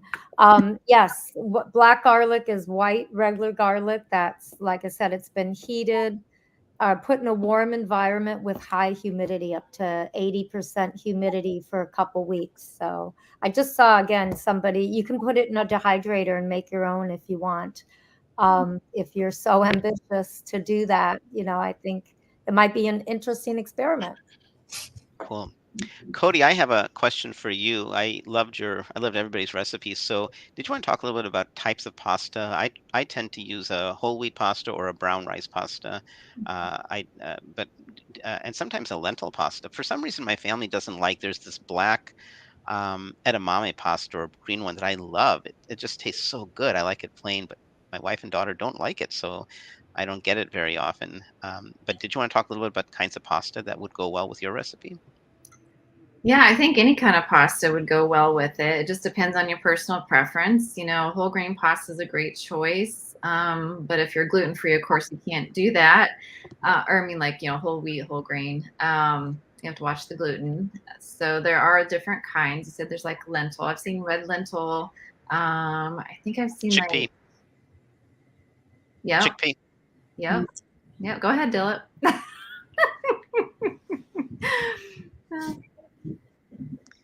Okay, cool. Yeah. So, but they all go well with your recipe. Yeah. Yeah. Okay. Good. Good question came in from Sandy. Good to see you, Sandy. I think you've been in our show before. How much garlic does one need to consume per week for good health benefits? Cody, you want to take that? Oh, we have garlic every day, so I guess I don't know if there's a study on how much you need to have. Have you guys heard anything? I wonder, Nutrition Facts might have some information about that. Yeah, good suggestion. And Janet, you're right. There is a brand of vegan Parmesan called Parma that makes a flavor called I didn't know they made garlicky green. So yeah, I years ago had some of the Parma. They actually sent me like a case of it years and years, like 20 years ago, or when they were new, something like that. Okay, here's a question. Oh, from Kathy. Oh, I'm so glad, Kathy. I'm so glad you've enjoyed. I know you've been there from perhaps the very beginning. So thanks for your support and for watching us. All right, are there more questions? How many names do we have so far, Susanna? You're muted. Sorry, my dog has been That's barking because okay. everybody's gone. So we have 6 because you said Shirley said she won and Kathy too won. And so we have 1, 2, 3, 4, 5, 6 names. Would you mind reading the names so that if Uh-huh. somebody asked a question and we forgot, then they'll be able Yep. to read it? So 1 is Janet Doe, Linda Coulter Pittman, Carol Ann, Lisa. I didn't get a last Lisa name. Kamnikar, Okay. Kamnikar, and I apologize if I'm mispronouncing that. And Phyllis, is it, I'm not, SALOP? I don't want to mispronounce. Phyllis, she just asked. And then Sandy, and I didn't get Sandy's last name. Let's see if I can find Sandy's last Okay. name. Sandy Green. Oh, sorry, Sandy Cohen. Okay. And then a new comment is Hyacinth Henry, and good to see you again, Right. Hyacinth. Is the green part of the garlic is the strongest part, and that's something that I didn't know. So I misspoke in my section that the scape is not the flower. I misspoke. It's the green. And if you go to a farmer's market when they get fresh garlic, they'll sell you the scapes, and they're delicious. You can chop them up like chives, and they keep well in the refrigerator. You can put them in a jar of water. And I was surprised, and I asked Karen that because I thought that was, reasonably mild. And what she said is the middle part, as it ages, it becomes bitter and hard, not so, and I found woody as well. So, is it the strongest part though? So I find the scapes when they're fresh aren't so strong, but I guess as they age, does anybody know here if the center, the greenish part, is the strongest? I don't know. I've always thought garlic scapes were pretty strong, like stronger than chives to me. But But compared to garlic itself, it's milder yes, than the garlic root. the garlic, yeah, that's You true. know. Kathy, we missed a question. What is it about non-fortified nutritional yeast that they recommend we use that instead of regular nutritional yeast? Who wants to take that? Carolyn? I don't know. I use all kinds of nutritional yeast, so I don't know. Anybody? Dilip, I Yeah. think for a while, Dr. Greger recommended the non-fortified nutritional yeast instead of the ones that have B12 added to it. So I don't know if that's still what he says, but I like Carolyn. I order online, and then in the stores, if I run out, I'll buy what is ever the best price We, for we've me. men- we've mentioned Dr. Greger quite a bit, and some of you may not be familiar with him. So, Cody, would you like to talk about who is Michael Greger?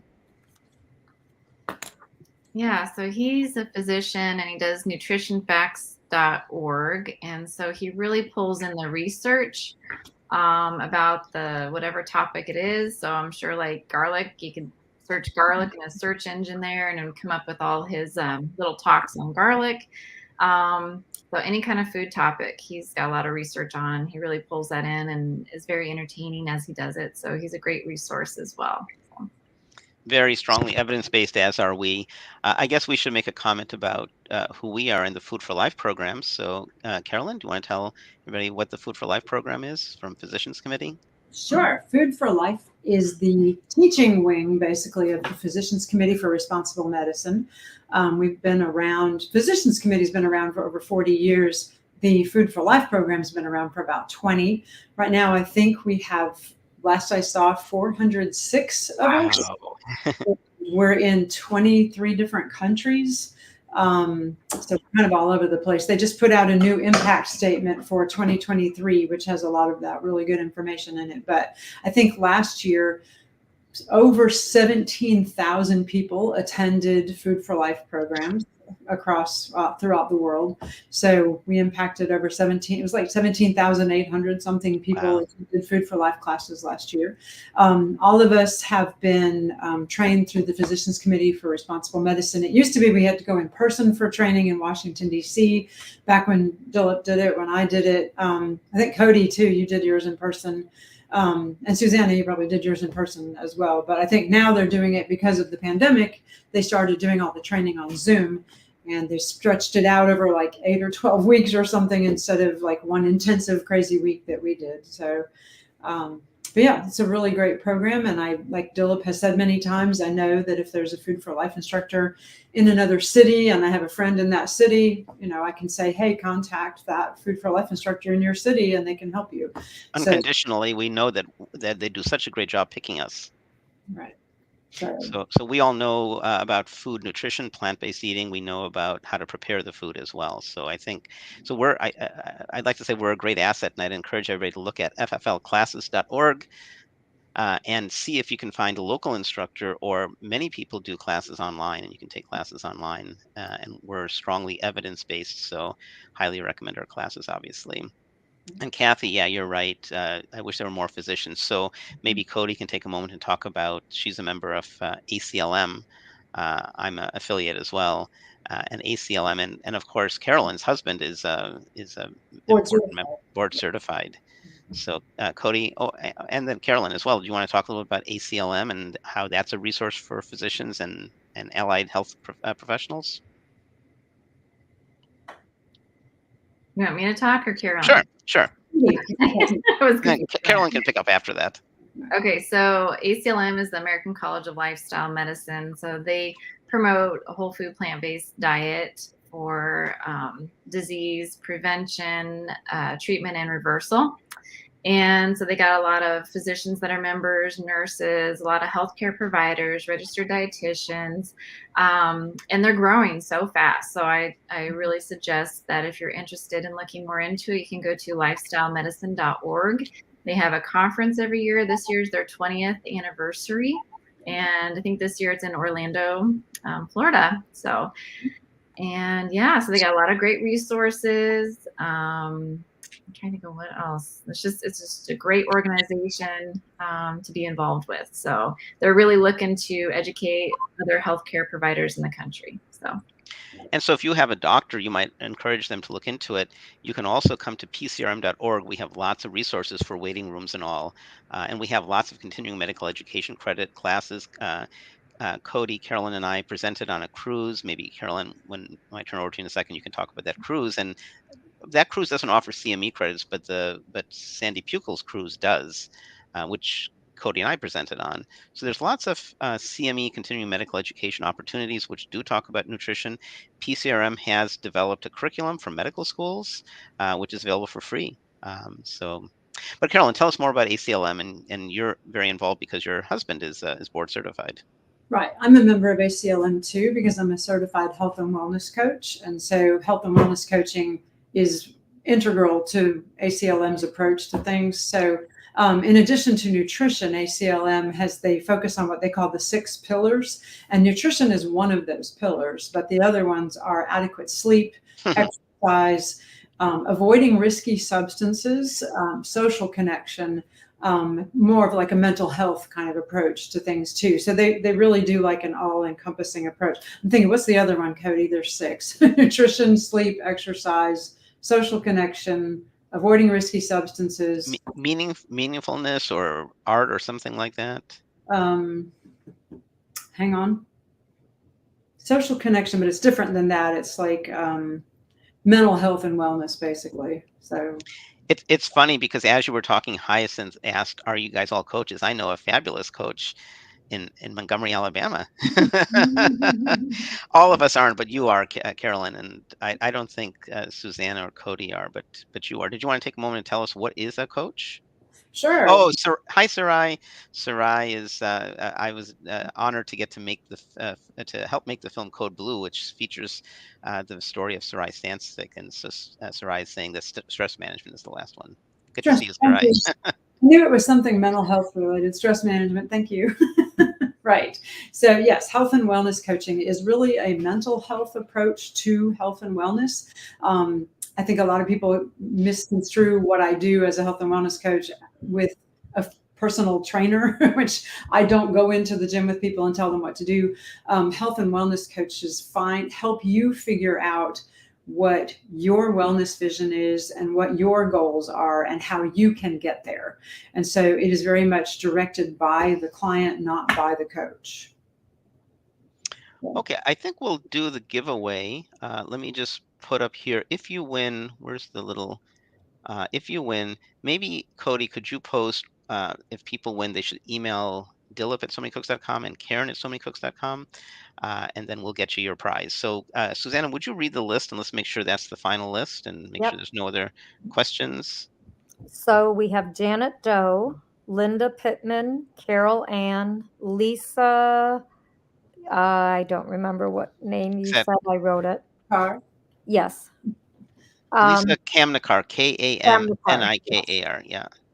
Phyllis, Sandy Cohen, and I can't pronounce her name. Hyacinth. Henry. Hyacinth Henry. Okay, Hyacinth Henry. So we have 7. All right. So I'm going to do a random draw. I'm going to pick from 1 to 7. 1 to 7, and the way the rule it works is it'll give us a number, a pseudo random number, and then Susanna will say that is such and such, and then we'll ask you to please acknowledge that you're here, and then we'll draw again. And if you get the same number, we'll not count that. We'll count again. So one person. Okay. Quite.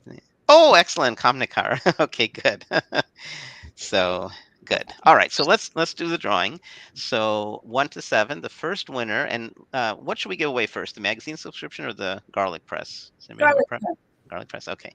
So Karen researched this and she loves her garlic press, and they don't make hers anymore, but it's the same brand, OXO, and she says she loves it. And so Carolyn has every possible device. Do you have an OXO press there or something similar?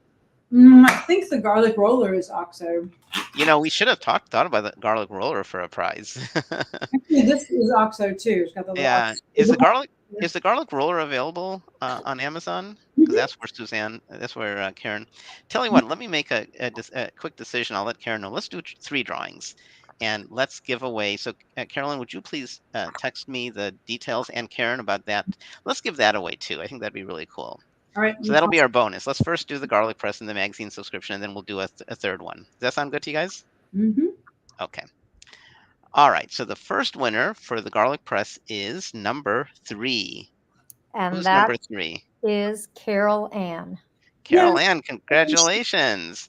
Can you acknowledge that you're here and that you'll send us an email, just like Cody has posted? Send it to Dilip at SoManyCooks.com and Karen at SoManyCooks.com.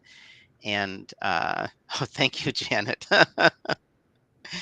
So are you for watching. Yay! Good. So good. So send us an email. I have a terrible memory, so please say I won the garlic press. Okay, so you won the garlic press. Maybe I should write that down. So garlic press is Carol Ann. So please email us and we'll get you the garlic press. And then let's draw again for the magazine subscription, 1 through 7. The winner is number 3. So you don't get another one, Carol Ann. This is your lucky day. Let's draw again. So the winner is 4. Who's number 4? Lisa. Kamnikar? Yes. So Lisa, you got the magazine, you got the Veg News. Please acknowledge that you're here and that you'll send us an email. Veg News is a nice magazine. My friend Colleen Holland, I knew her when she was kicking off the magazine. I was on I was at a conference and we were talking about the values of magazines and Vegetarian Society newsletters. I used to publish a physical newsletter for my members 4 times a year. Yay, so Lisa's here. So please send us an email. Veg News is a fun, glossy magazine. It focuses on the vegan world. It doesn't always focus on healthy, whole food, plant-based, but it does focus on veganism and has lots of information about new products and things about vegan food and vegan lifestyle. So hope you'll enjoy that subscription. And then finally, we're giving away, hold up, please, Carolyn, the wonderful device. What's it called? A garlic roller. Garlic roller. The winner of the garlic roller is number 4. You don't get a second one. So let's do it again. Number 4. Oh, it's actually called a garlic zoom. And number 6. So who's number 6? Number 6 is Sandy Cohen. Yay, Sandy. Sandy, congratulations. And do you live near her, Carolyn? Yep.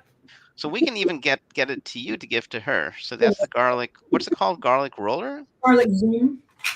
Garlic zoom. Okay. Do you see her at the YMCA? Mm-hmm. So Sandy, could you email us and let us know if you want to meet Carolyn or you want us to mail? As soon as I get it, I'll bring it to her in class. Okay, so let's do that. So Sandy, you don't have to email Sandy. You don't have to reveal your address. The rest of you do have to tell us where you live, how to get it to you, your mailing address, and we'll use that. Karen and I will see that, and we'll get that product shipped to you. And Carolyn, we'll just get you, we'll get the product to you, and then you can give it to Sandy. Exactly. So yeah, good. So I'm glad you guys acknowledged, which is wonderful. Yay. All right, so let's start to wrap up then. I wanted to mention that the next show we have is for our kids. Cody, did you want to talk about the show, which is next week? It's at 4 p.m. Eastern time, 3 p.m. your Central time.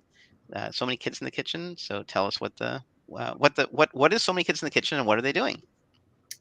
So many kids in the kitchen is comprised of my 3 daughters, Eva, Ella, and Nora, and Dilip's daughter, Anu, and then Ella Rodriguez's kids, Mia and Max. So about every other month, they do their own cooking show. So whole food, plant-based recipes, and they have a lot of fun doing it. And they go kitchen to kitchen just like we do. And then they have a Q&A as well at the end.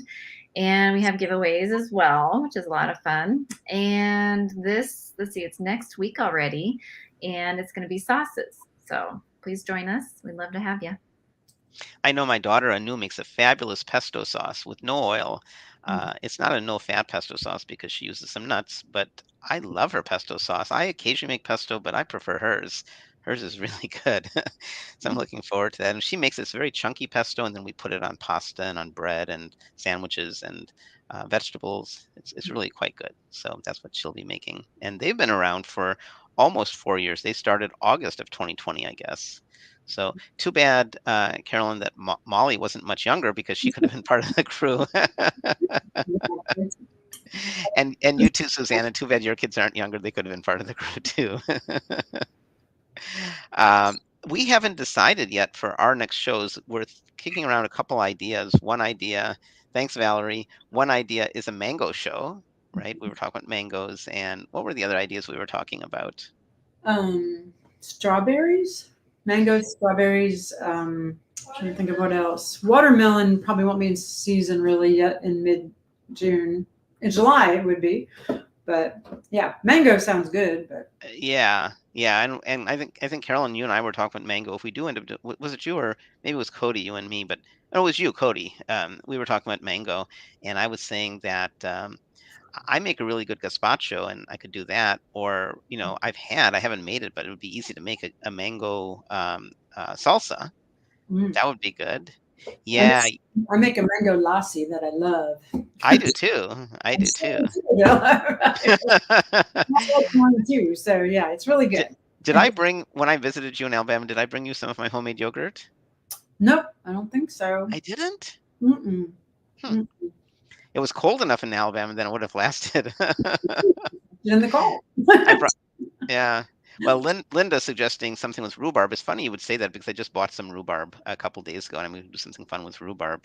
Yeah, mango salsa is magnificent. And then, yeah, Sandy's recommending maybe, barbecue show. Um, That could be. that's that's an idea. That's a good one for July, for like the 4th of July.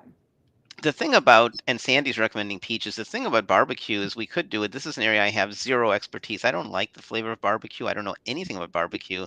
So if we do that, I'll have to learn something and present. So I'm kind of biased against doing barbecue because I'm totally, ignorant on that topic. But the rest of Uh, the world likes it, Philip. yeah, that's okay. I can learn, and I'm maybe, not a barbecue fan either. It's just not something I like that much. Well, well, there's a difference between grilling things and barbecue flavor. So yeah. it's not necessarily the same thing. So are we talking about a grilling episode or a barbecue episode? I'm talking about the sauce. Well, the sauce, barbecue sauce is what I don't like. I love to grill, carrot dogs, vegetables, mushrooms, Right. Have we but ever had a grilling show? And if we did, would that be outdoors? Because I don't have an outdoor grill. So we can talk about this internally and see if a grilling show, because we've never had a grilling show. And that's, I did something outside though. When you was did. that? I did back in the fall. I think I grilled something, grilled vegetable kebabs on the grill, and I was outside. I remember doing that. Yeah, good point. I love sauces. We'll see what the kids come up with next week. And I still remember I have a bad taste in my mouth about barbecue sauce because way back before I was married, I was dating, and this one young lady came to visit me, and she knew I was vegan, I was vegetarian, and she she brought a gift, and it was a barbecue sauce which had like dead animals in it. It's like, thank you. So, needless to say, we didn't go much further with that relationship. If you know a vegan, don't give them a gift which is like an animal-based gift. That's just shows some insensitivity, I think. It's like, well, anyhow. So yeah, Jan, it's all in the sauce. I could tell some stories about my dating years, but I won't. All right. So yeah, if you guys have more ideas about things we could make, we'd love to hear your ideas. You can reach any of us at our first name at somanycooks.com.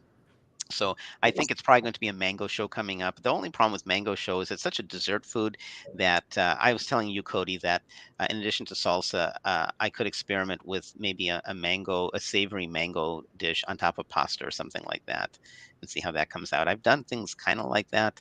So sounds like mango is probably going to be our next show, and then we'd love your ideas. Let's see. Of course, yeah, grilled mango. So one of our first shows, I actually did a grilled peach, and by grill, I didn't do it outdoors, but I did a pan seared peach, and it's quite good. It's quite tasty. It's the sugars come to the surface. Mango salsa, yep, that would be great. So anyhow, we loved all your participation, all the folks. Thanks, Kathy. Yeah, the show was great, and it was great partially because of all of your wonderful interactions. And remember, Happy Mother's Day. Yes, Happy Mother's Day. And remember, you can download our recipes, tinyurl.com/ maybe Cody, you can put it up on the screen / so much garlic recipes. Or so much garlic. Yeah, so much garlic recipes. That's the link. Is anybody doing something special? And if your kid's doing something special, I asked my daughter what she wants to do for Mother's Day. So I don't know if she's planning on cooking. She often makes pancakes. So any of the three of you have something special planned for Mother's Day? Going to my mom's house, and my kids are here with their spouses, and so we're all going to my mom's at the lake. Yay. Your mom's so nice. Sweetheart. I've never had I've heard great stories, of course, Susanna, but your mom sounds like she was a gem of a person in Chicago. And Cody, I'm lucky to know your mom. I've never been lucky enough to meet her, but she's awesome too. Mhm. All right. Well, then, with that, I will go ahead and close the show. Thanks, everybody, for joining. Look forward to seeing you hopefully next week. And the kids' show will try to get the recipes hopefully out a couple days early because I know some of the kids who watch the show love. I have a local student, Charlie. He tries to cook along, for example. So we'll try to get the recipes hopefully out Thursday. What do you think, Cody? Maybe? Not sure. Just kind of depends. Depends on the kids. We just facilitate it. We don't do it. So. Right. And all of our shows, feel free to cook along with us. Janet says there's an Esselstyn recipe called Deserted Island Soba Noodles Bowl that has mangoes. Hey, that's a good idea. So Caldwell Esselstyn was a heart surgeon, and he's a fabulous resource for healthy, whole food, plant-based eating. I know Cody knows him reasonably well. You hosted him on one or maybe two talks, right? So Essie, as he's known.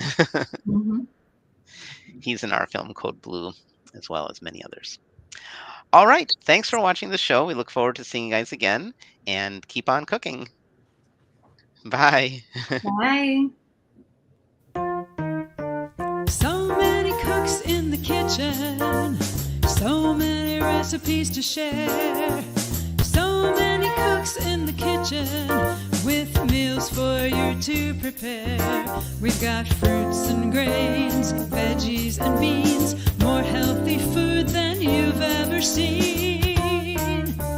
So many cooks in the kitchen, plant-based meals to prepare.